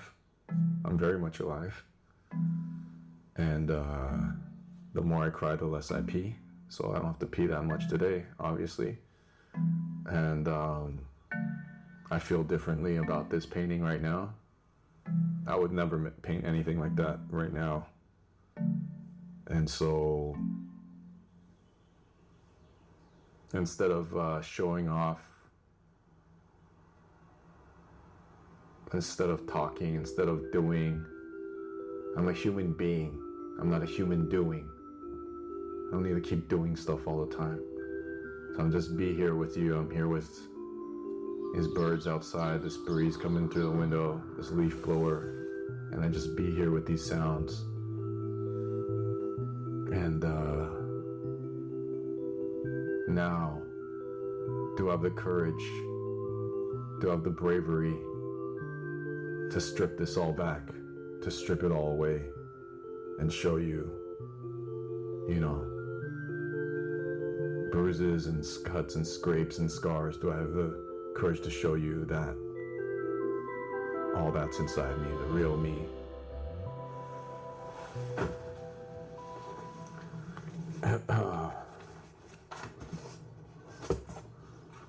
Well, let's see.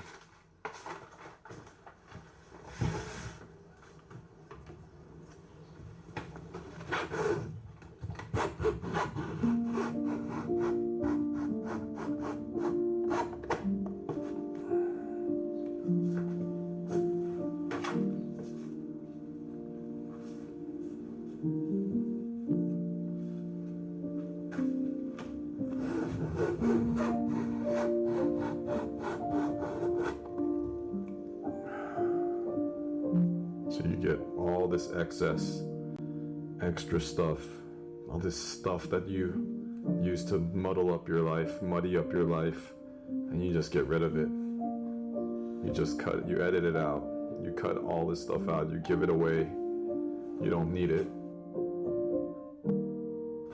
We don't want any details. We don't care about the details. We care about, oh, it's a long, complicated story. No, it's not. No, it's not. So we just want to make broad strokes. Broad strokes. And you have some of that leftover paint. And it's very gaudy to ask an artist to paint a painting to match the color of their house, but you actually have that same color right there. So it's not people pleasing, it's just you you have it, so why not do it? For the first time in your life, you let your anger go. And you don't need to hold on to it. It's not your superpower. It was, but now you live a life that's more pure and authentic and not so real. I love it when people tell me I can't do it because I'm gonna prove them wrong. I'm gonna show them. That's how I get off. That's my energy. Is you say I can't do something, and I'm gonna show you that I can. It'll work until it doesn't work anymore. And it did for me. That's not how I want to live anymore. This is where I'm at now, I guess. If that makes any sense. And this is just who I am, and I don't need to show you I don't need to dazzle you with my art skills. I don't need to show you I'm the best. I'm just a boy standing here in front of you, showing you this is who I am. This is what's inside me.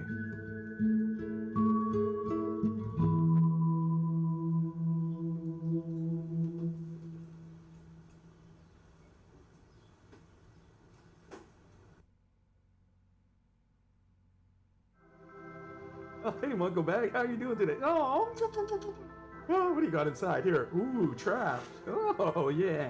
All right. Let's put you right here. You can hang out right there. Paint today. I'm so unprepared today. I got dishes in the sink. And look, check out how thick my canvas is today. No more paper tearing. Aw, yeah. I'm a painter. Obviously, as you can see, I like to paint. Usually all mediums. Bear with me today. Very unprepared, very unprofessional, very unrealistic. Now, a lot of you guys make decisions every day based on safety, based on fear. What's happening here with your voice? Are you doing an accent right now? That's this hat. When I put it on, a little accent comes out. I don't know why. Yeah, let's get unrealistic today. Let's get surrealistic. Normally when you're a painter, you use, well, here's my dilemma. I normally use my hat as a palette, but then I don't have my hat on, so then this is my thinking cap. Some of you are like, Dave, you know how to paint. Teach us how to paint. Teach us something. What's your color palette? What color defines you? How are you feeling today? Let's start with that. I'm coming in hot, right? I'm coming in hot. So actually, I'll be unprofessional today and I'll use my actual canvas to get started, as also working double time. It'll be my piece of art and it will be my palette where I spread my paints out. So let's just figure out, first of all, how are you feeling? I'm feeling hot orange right now because I'm coming in hot. I just had some snacks, so I'll lay some orange down there. I had experienced, not a big R, but like a lowercase r racism right now, where someone accused me of being a famous chef. And I like cooking, but I'm not that good. It didn't make me feel rage, but it made me feel a little purple. So there's that. So I'm just trying to gather all the emotions of how I'm feeling. So I'm feeling a little red. Oh, that one's done. Well, I'm actually feeling a jumble of emotions right now, if you can't tell. So that to me feels like rainbow. How about that? You know, this is not really a masculine color, pink. This is even hotter. That's even a hotter pink. Let's just lay all, like, we're not too concerned at this point about what this looks like. We're just more concerned about what paints do we want to use today. And who doesn't like yellow? And it was all yellow. Who's having a good day so far? So you had a good day. Let's change the words. Remix. So you had a good day. Let's have a good day today. But I'm not having a good day. Well, let's brainwash ourselves. Let's wash that brain right now. Let's scrub it into thinking we are having a good day. This is very inaccurate, Dave, of how I'm feeling. You're making like a crying clown right there, and that's not how I feel inside. Here's my scraper. Anyone have one of these? I don't know what this is for, like getting ice off your windshield. If this is not how you're feeling, let's scrape away let's start over, okay? Let's start over. Are you really cleaning off your own art supplies? Yes, I do it myself. I don't have an assistant. I do it myself. When are you gonna pick up a brush? I want to get ready for the painting. I don't wanna just jump in, okay? I just grabbed this, but I'm feeling a little sap green. I'm feeling a little bit of chicken teriyaki come up right now? Who doesn't like chicken teriyaki? Yep, and had an extra order of steamed veggies. Found it, burnt umber. So sometimes it's not even about the color. Sometimes it's about just, can you even get what you want? There, that's coming out the way I want. That's not even how I was feeling. All I'm doing right now is I'm just literally squeezing paint out of tubes. I haven't painted anything yet. Why don't you just relax, okay? All right. Are any of your paints gonna squeeze? Okay, there we go. There's some. So now you're just making a mess. Is that what you're telling us to do? Is just to make a mess? Yeah, just make a mess. We're not even starting the painting yet. I can't see it going anywhere. I'm looking at it, I'm watching what you're doing, and I don't see it going anywhere good. Then leave if you don't like it. Okay? What you're doing is making me feel very uncomfortable. I'm watching paint get on your shoes. I'm getting paint getting on your kitchen floor. It's disgusting. No one's making you stay here and fight, flight, or freeze. You're not frozen. You can just click off and leave right now. You don't have to be here. No one has to do anything they don't want to do. For those of you who have a keen eye, have been noticing that there's airbrush paint, there's oil paint, and there's acrylic paint, and all of those should not be mixed together. Is that what you learned in art school? Is that what someone told you? What are you gonna do? You're gonna stop me? Well, they're not gonna dry properly then. They're not archival. It's not gonna work out. We'll see. So I brought my scraper back because I didn't like what you guys were saying. So let's clean up this mess. Okay? Are you happy now? No? Still not happy? I'm gonna clean the back of this brush on the back of this canvas.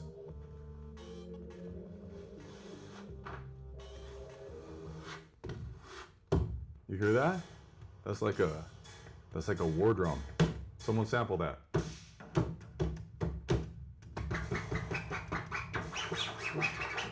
I'm Tom Morello. All right. Are you done messing around? No, I'm not. I'm never, ever, ever, ever, ever done messing around. That's what I do for a living. I just mess around all day. All right, I'm gonna grab 2 brushes and we can start painting, okay? You said you were gonna use a brush. I don't want to. I just discovered some stuff under the stuff. Wait, are you an MMA artist? You already did this joke, Dave. Mixed martial artist? No. Mixed media artist. So what have you done? You've just made a mess now, okay? Yeah? I made a big mess. Wait a second. Wait a second. Hold on. Hold on. It's starting to look like something. It's starting to look like something. Is it? Tell me what it looks like. Well, I was like lost for a minute. And then now it looks like I'm in a forest with trees. Yeah. Can you show me the way out? I've never seen trees so beautiful, so wonderful in my life. Yeah. So now we have 2 beautiful trees. How old are they? I don't know. What does it smell like in your room right now? It smells horrible. I hurt myself for my art because I don't give a F. Shouldn't you wear a mask? Yes! And I don't care. Let it go, let it go. All right, so let's finish this painting. I've never seen a light blue leaf before in my life, Dave. Oh yeah? Well, you see one now, see? That's how you paint dead leaves? Yes, everyone can paint a beautiful sycamore tree, right? Everyone can paint that. And it's the forest at nighttime, right? And I don't know what was growing, what fruit was growing, and you can decide that. Everyone there can decide. But you can all draw smudges. Who here doesn't know how to smudge? These are dead leaves on the ground.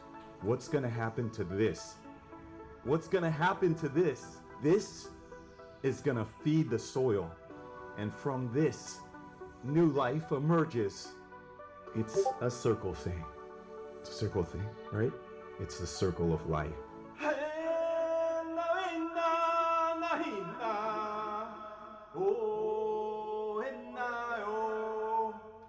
Lion King. Go watch it. Red? There's blood red leaves? That's my anger. That's how I felt. That's how I felt when I was judging myself, judging you, judging me, judging myself. You keep telling us how you're gonna show us how to paint, and you keep holding the paintbrush like you're about to paint, but you haven't put the paintbrush on the paint. Yeah, because I'm about to use this. Bubble painting? Balloon bubble painting? I learned it from you, Dad. I learned it from you. How many dead leaves are you gonna pile there, Dave? I don't know. How many emotions are there in the world? How many colors are there? How come you can't talk normal to me?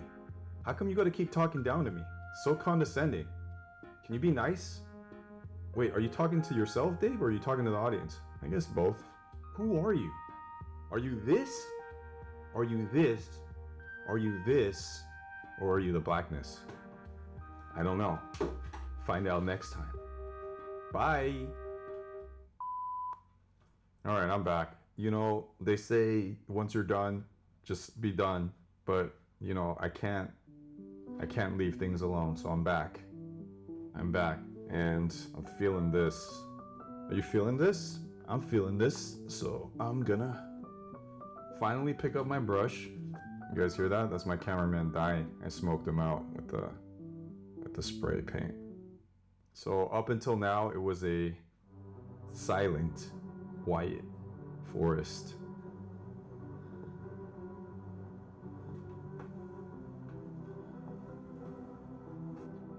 Who's hiding behind the tree?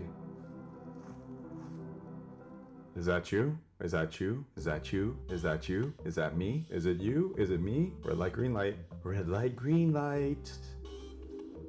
Bye. Georgetown!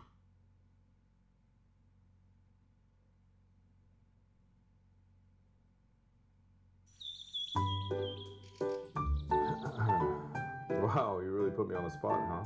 It's like such a presumptuous, like, hey, you're an artist, you should just draw. What if there's nothing in this big dumb brain of mine? I'll take my hat off, maybe it's too tight on my head. So, what would they call this? Writer's block or some kind of block or a creative block. So then how about we start with just touching the paper, huh? Sometimes people don't even know what the paper feels like until once you touch what you're about to spend time with, right? So there's a few things you can do to get out of a creative block when it comes to drawing. I touched on this before, but who here doesn't like shoes? Are you talking about sandals, flip-flops, boots, thigh-high boots, high heels? Start with that. Let's start with that. Who's wearing that shoe? Who's wearing that shoe? Who's wearing that shoe? That's a ridiculous shoe. And it took up a lot of the paper. Okay, so let's pause on that. We'll come back to it. Sometimes when you don't know what to do, just draw pants. That's the easiest thing to do. Just draw pants. There you go. Here's pants. Okay? What about red striped pants? Let's do that. There's red striped pants. What are you, a clown? No, let's pause on that. Big pants. Okay. What else can we do? Oh, hat. You were wearing a big hat. Okay, let's do that. Here we go. Bigger? Bigger? Okay. Bigger? All right. There's a hat. Flower? Let's do it. Why not? If you're gonna say something, better be ready to back it up. Okay? It's pretty bold to have a hat that big with a flower on it, but I'm going for it. What else can we do? Shirt. Duh. Gotta do shirt, right? Let's do shirt. Gotta do shirt. Whoa. Easy there, partner. Okay. There's shirt. Okay. Who doesn't like shapes? Sometimes you get stuck in life and you don't know what to draw? How about you draw a circle? How about that? Who doesn't know how to draw a circle? Who doesn't know how to draw a triangle? Who doesn't know how to draw that? Rectangle? Yup, can do that too. There you go. Who knows anything about color palettes? What about that? Throw out some colors, random colors. I don't even care. Orange, okay. Blue, red. Okay, so here's the thing now. No matter what you draw, can't use any colors besides these. So, who doesn't like a good bowl cut? You don't even have to think about what color, because you only have 3 to choose from. Is this going to be a demon with red skin? Or is it going to be a zombie boy with blue skin? Let's go zombie boy. With red eyes. Red eyes. Some veins. Some bloodshot eyes. Okay. And some blood? Yeah, let's give him some blood. A bloody mouth? I'm not really good at drawing noses. Permission to not draw the nose. No nose movement. Here we go. Zombie boy, bloody mouth, bloodshot eyes. Bat ears? Sure, why not? Bat ears. Shirt. Bing bong bing. Bing bong bing. Bottomless? Let's not even give him pants. There you go. There you go. What's going on here? High five. 1, 2, 3, 4, 5. 1, 2, 3, 4, 5. There you go.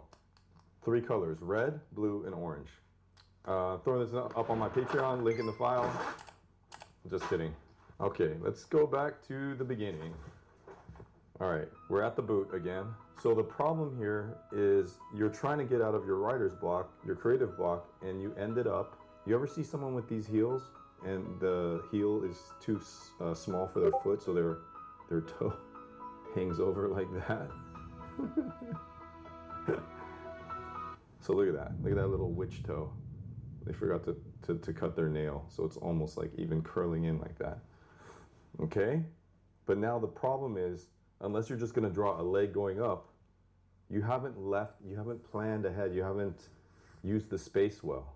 So now you have this foot that's gonna look weird, right? Who is this? Are they wearing a skirt? Yeah, sure. And then their arm could go like this, right? How come I'm talking to myself? Right? You guys gonna help me out here? Okay, you don't wanna do it? Fine, I'm here by myself then. I'm literally just here by myself talking to myself. So now what do you got? You got an arm, you got a bent leg, you got this huge, and you've only left this much space for the head. What are you gonna do with that? Well, first of all, you don't think I could draw small? You think I only draw big?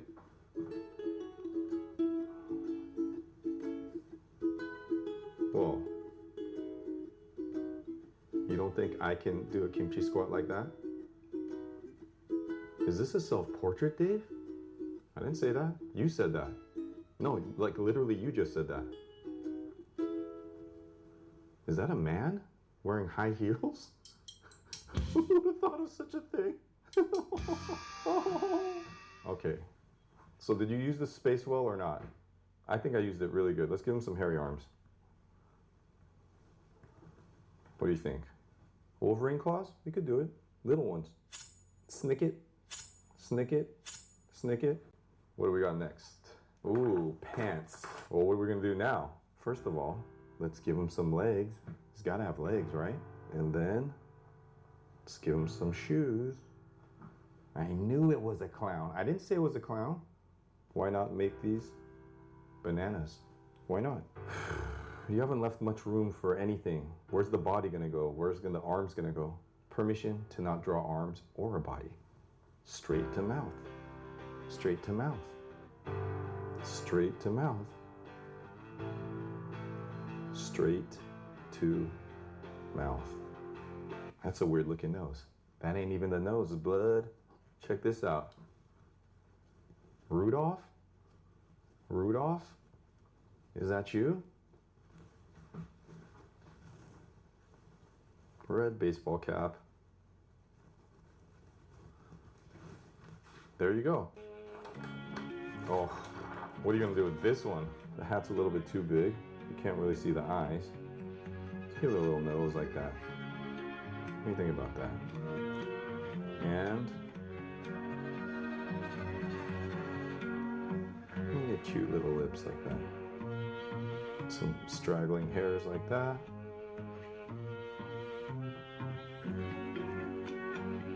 What do you think about that, huh? Have a little snake Our little worm coming out. What do we do here now? Stick figure? Who doesn't like a good stick figure?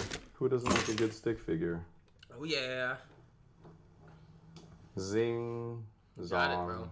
zing, zong, zing, zong. What do we do here? You have a triangle, circle, and a rectangle. First, you just do some of these. What is that, Dave? What is that gonna do? I don't know. That's why. You guys haven't figured it out yet? I am an agent crew necks available of chaos. So, as an agent of chaos, I mean, are you just drawing faces on everything? Well, let's start with hair then, okay? How do you draw hair? Hair is so hard to draw. Not really. You see what I'm doing? You see what I'm doing? Not that hard. Now you go up. See that? You learning? Oh man, that's good. Oh shit, that looks dope.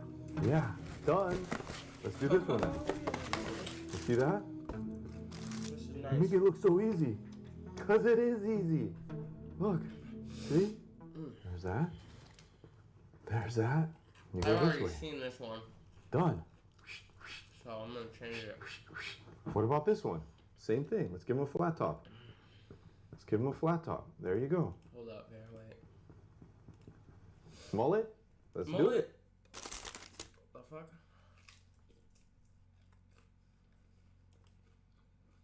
Fuck, that shit's good, man.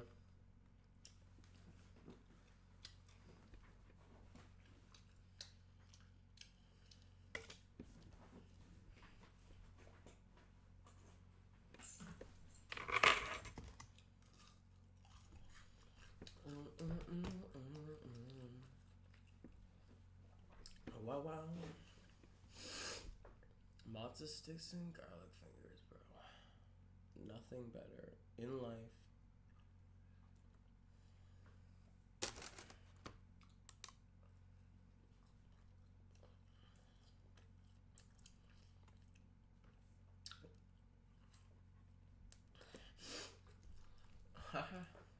Why not?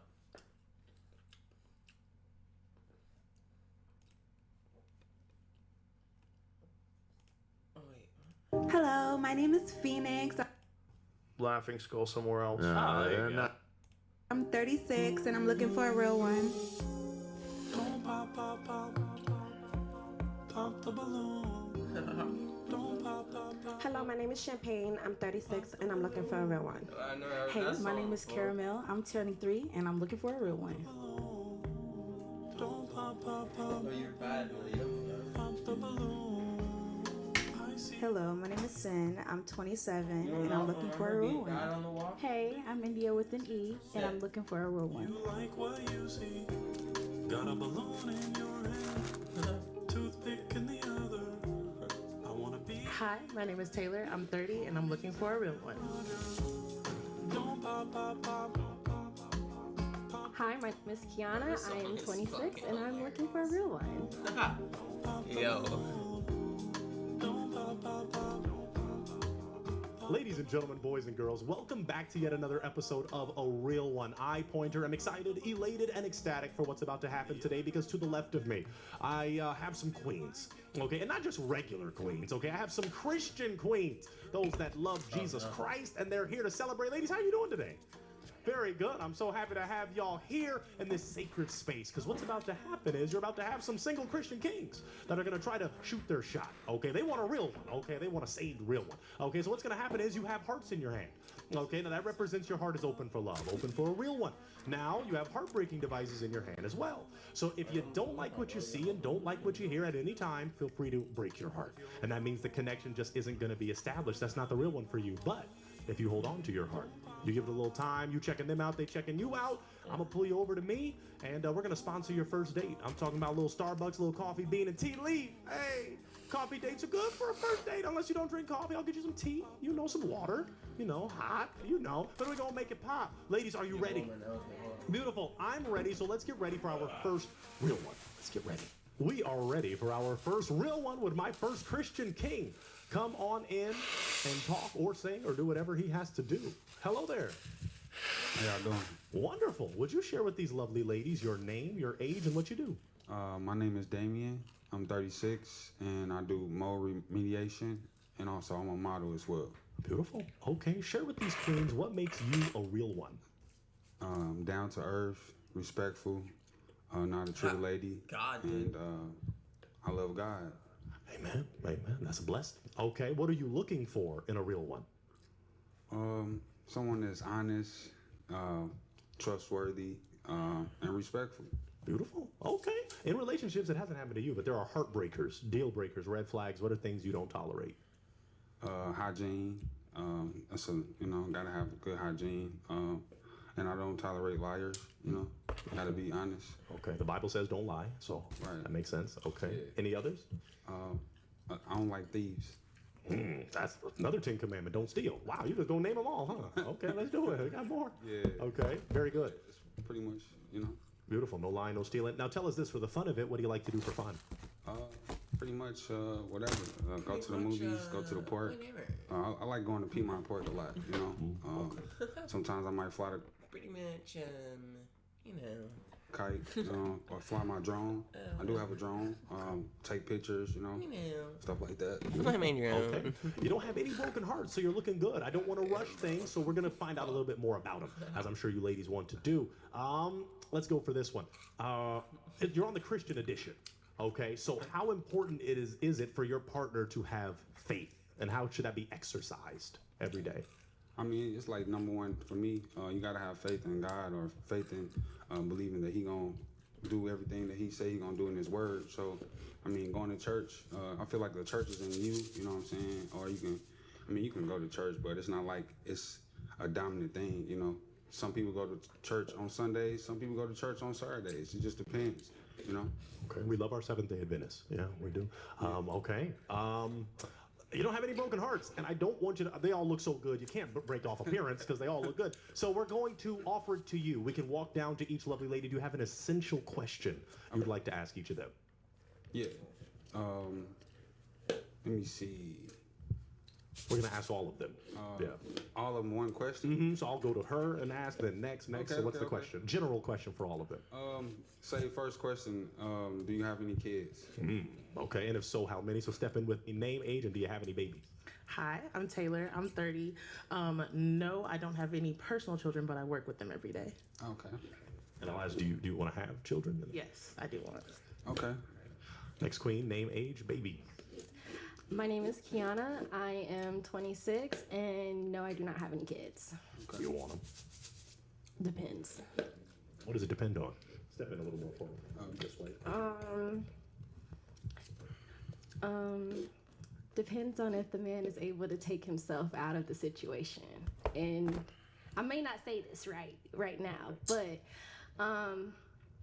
pregnancy is a big deal, and it's always easy to be a father than to be their father.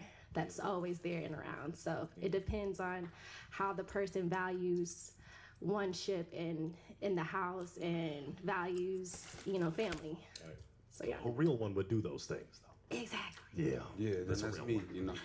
Step up. Okay. All right. Let's go to our next queen. Name, age, and baby. Hi, I'm India with an E, and I don't have any kids. If you want to have children. It depends on the situation, yeah. All right. Very good. Let's go to this quick. Name, age, and baby. My name is Caramel. I'm 23, and I have no kids, but I do have a beautiful godson. Okay. Yeah. That's nice. All right. Name, age, and baby. My name is Champagne, and I'm 36, and I have a 17-year-old daughter. Okay. You want more children? No, do you? I don't have any kids, so I prefer to have my first child, have the experience, But I would prefer to be married before I have my first child. Bible way. Amen. Okay. All right. Let's go to our next queen. Name, age, and baby. My name is Sin. I'm 27. I do have kids. I have 4. Okay. Do you want more? I could have more. Okay. For the fun of it, I'm sure he might wonder how many baby daddies. Just 2. Just 2? 4 divided by 2. Okay, very good. Okay, let's go to our final queen here. Name, age, and baby. My name is Phoenix. I'm 36. I have a son. He's 14. Okay. Right. I want you to take a step back, my man, because after that, I'm gonna need you to break 2 hearts. So I think I might actually have a heart-breaking device if I do my job well. I do. So let's figure out which 2 do you want to break based on those responses. I'm gonna go with the last 2. Okay, last 2. Yeah, I'm sorry, lady. Right. You're a real one. You keep it real. Let's start with this lovely lady. You were holding on to your heart. Tell us why. He just seems really sweet and respectable, so I was willing to give it a try. Okay. Is he someone that's your type? Sure. Okay. Why'd you break the heart? Not particular, just, have other options that I would like to choose from. Okay. Very good. But she could be your type, maybe aesthetically? Yeah, couldn't go on a date. Okay.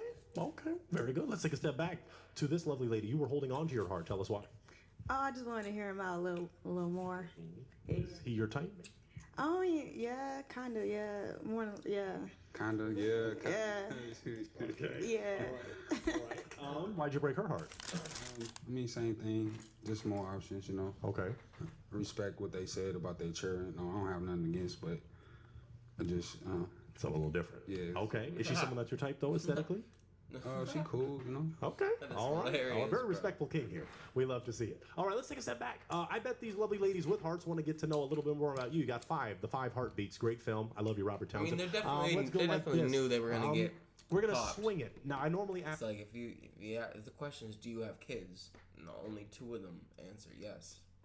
Ask religion or politics. Okay, so I'm gonna ask what some would consider a crazy question on a Christian edition. Could you date someone that isn't Christian? Yes. Okay. Because, Jesus was around, prostitutes and, the stealers and the thieves. And, he talked to them to where they became believers. So if you're not a Christian, I can, talk to you so you can become a believer. Okay. Okay. What about, I always ask religion or politics. Political. Do you want a partner that is political, not political, Wait, in the hold middle? up here. Give me a second. I prefer the middle. Okay. Because I don't want to make someone to be something that they want to be. Okay. I prefer them to have their opinion. But, I'm not going to force you if you liberal or Republican, Democrat, nothing like that. Okay. All right. I'm going to throw it to the ladies. Queens, do you have a question for this gentleman? Anybody have a question? All right, we got some, so we'll walk it down. What's your question? Did you vote this year?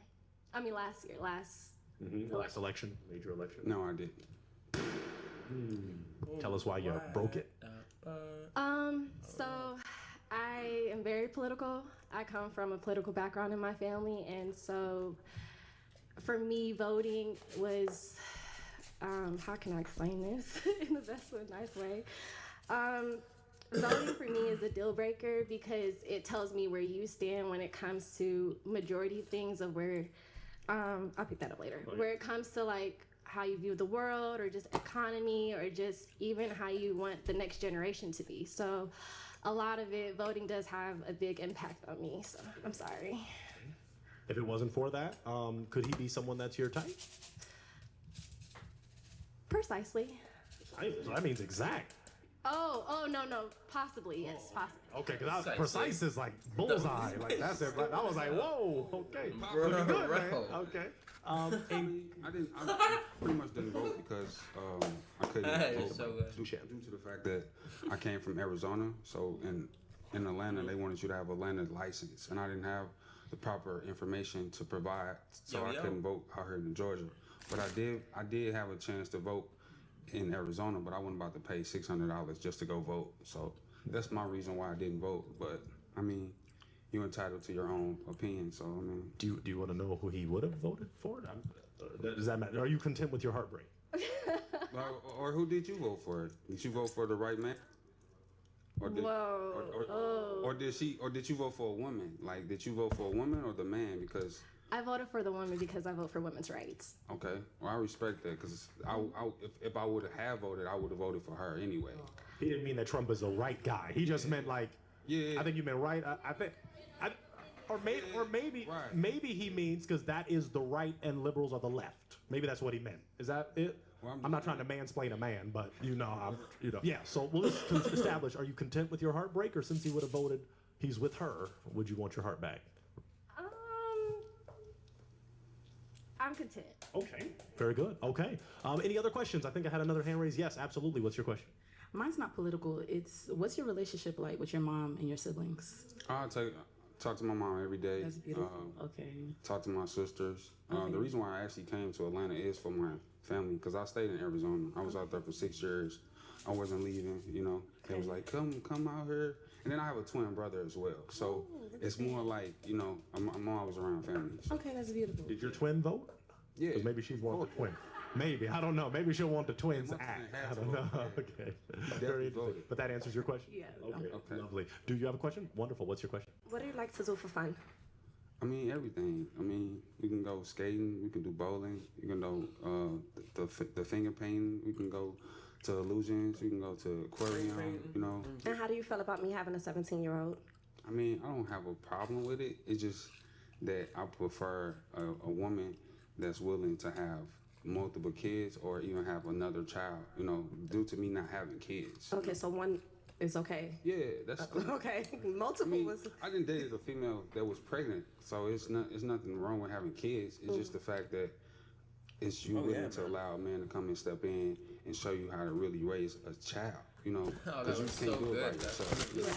You got time is precious, but it's also about how much time can a man spend with your kids. You know, you already come as a package, so it would be wrong for me just dating you. You know what I'm saying? I gotta date you and get to know your son. You know, so that's how. No, I meant like me having just one extra kid for you would be enough, or you want me to have like 2 or 3? It just depends on where we at in life. Gotcha. And what God wants for us. Amen. All right. Well, okay, perfect. Ask your question. Back there. Yeah.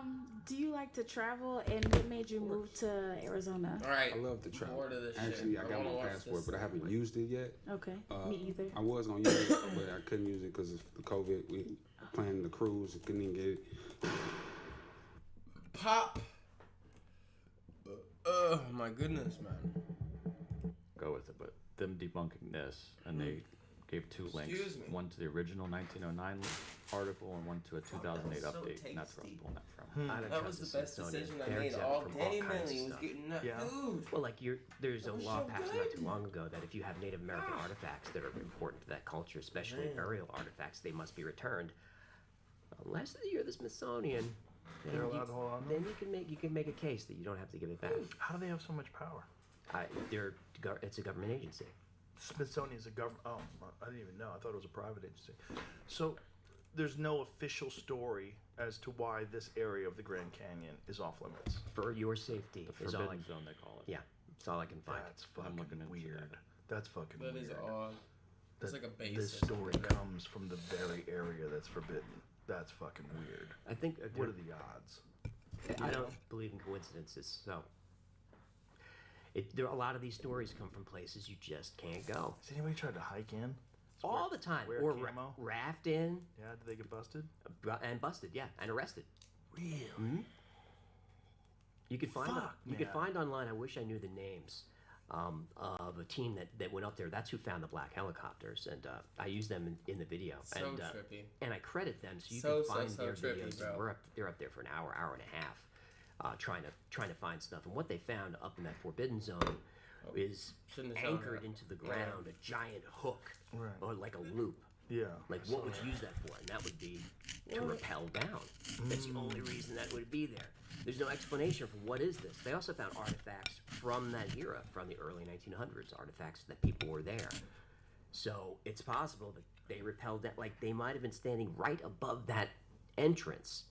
And there are reverse angles of that rock face that look a little weird. That's It so could crazy. be pareidolia, but it. What's pareidolia? Pareidolia is the When you're seeing faces. and is the shit. mind's ability to see objects in random noise. You know, it's something we evolved to, Oh. you know, to see predators in the forest. That's why if you see a cloud that looks like an Abraham Lincoln, Right. it's not Abraham Lincoln. You know, it's pareidolia. I see. But debunkers will always fall on pareidolia. So like the real believers, they hate that word. God, that would be. Imagine. Everything would have to be rewritten. If they found some evidence of a lost civilization with no connection to any known civilization that was advanced, that was living in the Grand Canyon. Did you ever think about going? To the Grand Canyon? to go and just be an outlaw and go see. How would you get in though?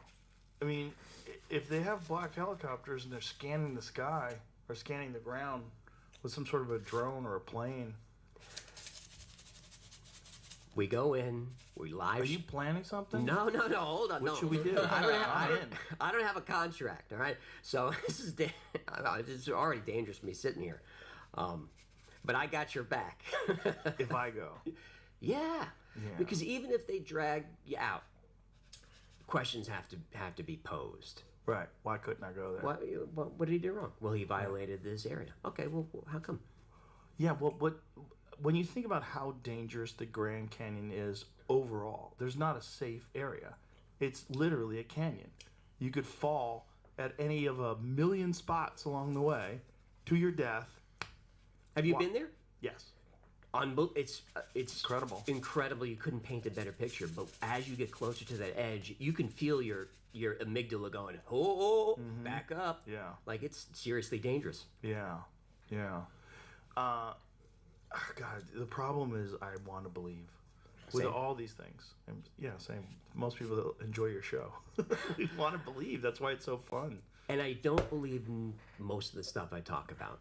But when I approach a story, I try to find as much evidence as I can to support it, and I also want to find the other side, so that what we're left with is some truth.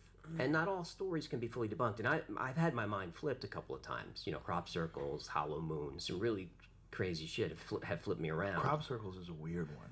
So weird. It's a weird one because when I first saw them, I'm like, what is that? And then I saw that these guys were doing them with boards and string. I was like, oh, it's just people being silly. And then I watched a whole documentary about how the energy that bent these things over caused these nodes to explode as if they'd been cooked in a microwave. Correct. I'm like, what? And then you find out that the actual stalks are woven together. Correct. It's not that they're pressed down, they're woven together. And that these are complex geometric designs that crazy. would have taken people weeks to map out. And there's no footprints leading up to it. There's no roads, no machinery, no evidence of any use of any kind of machinery. And weird, these things appear like that. Like people have flown over an area and then flown back an hour or two later, and there's immense football field size, perfect geometry that no one can explain how it was created. Correct. So the nodes in the stalks, a node is like a knuckle on your fingers. So those are there for phototropism, to bend toward light. So what you're talking about is these things are bent over. They're bent over at right angles. It can only be done with high energy.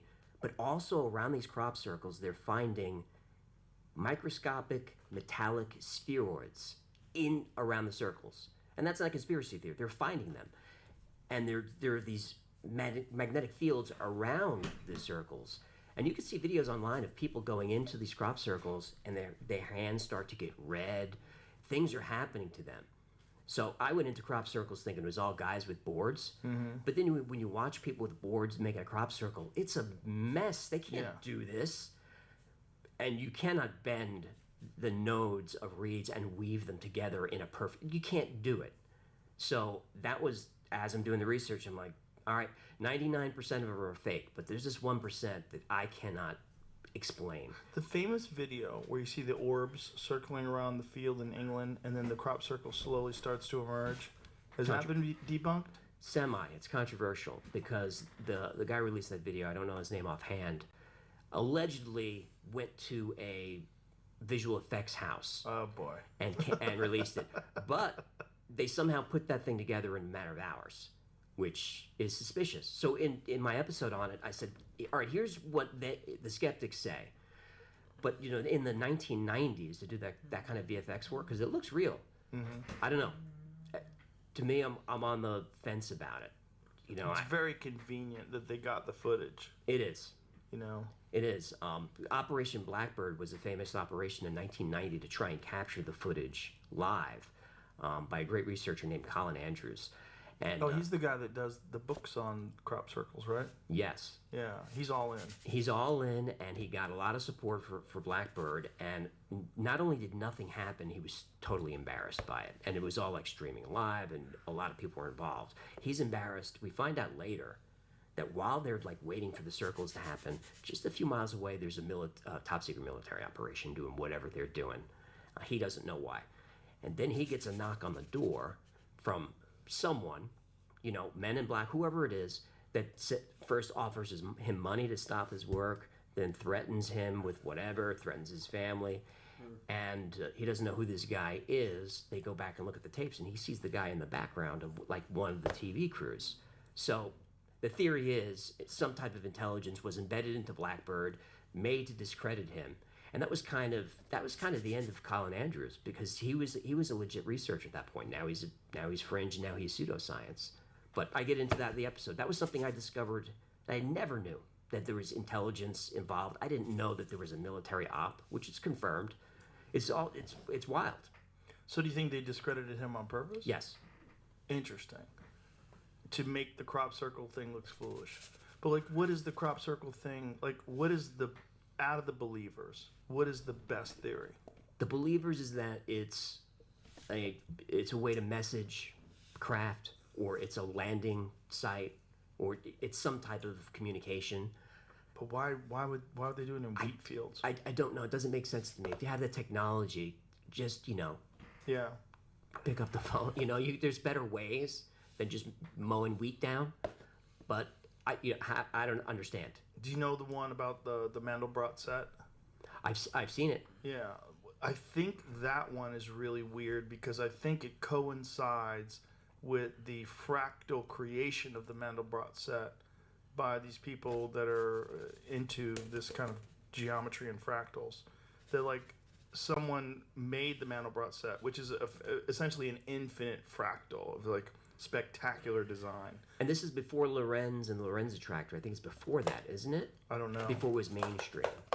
Yeah, before it was mainstream. Right. Yes. And then when this thing appears and people are like, well, what is this design? And then they connect it to this Mandelbrot set, which is someone would have to have some very esoteric information to be.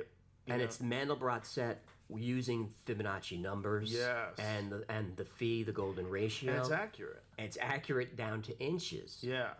You can't do that. Well, maybe you can, but like how and how long would it take and how much planning and how many people and what would you use? Like what is the technology they would use to bend those things over that way and weave them? It's very weird stuff. It's weird. Because it's these, the way these fractals work, it's this ratio in the geometry is like there's specific sizes. This one is half the size of that one, which is half the size of that one, which is and it goes on and on forever. And when you see it all, see if you can find the Mandelbrot set. It's maybe the most spectacular crop circle. It's weird. It's really weird because it's fucking enormous. Mm-hmm. And it seems so stupid. Wow, there's a whole bunch of them. The Mandelbrot set is the one with the look like a heart. About that one right there. Yeah, that's it. That's the Mandelbrot set. Yep, and there's some other fractals there as well. I was looking at an article that says these two guys took on the challenge and did it for a TV show on the BBC. They did. If you watch them do it, it's clumsy AF. Yeah, it doesn't look as good. Like I'm trying to find it. Because I know they always say that these guys did it, but like you can't really see it there. But those flattened reeds, they're woven together. With some of the weirder ones, go back to other crop circles. You had some other images before that. There's some other ones. Those spirals, right? Like that one right there. Yeah.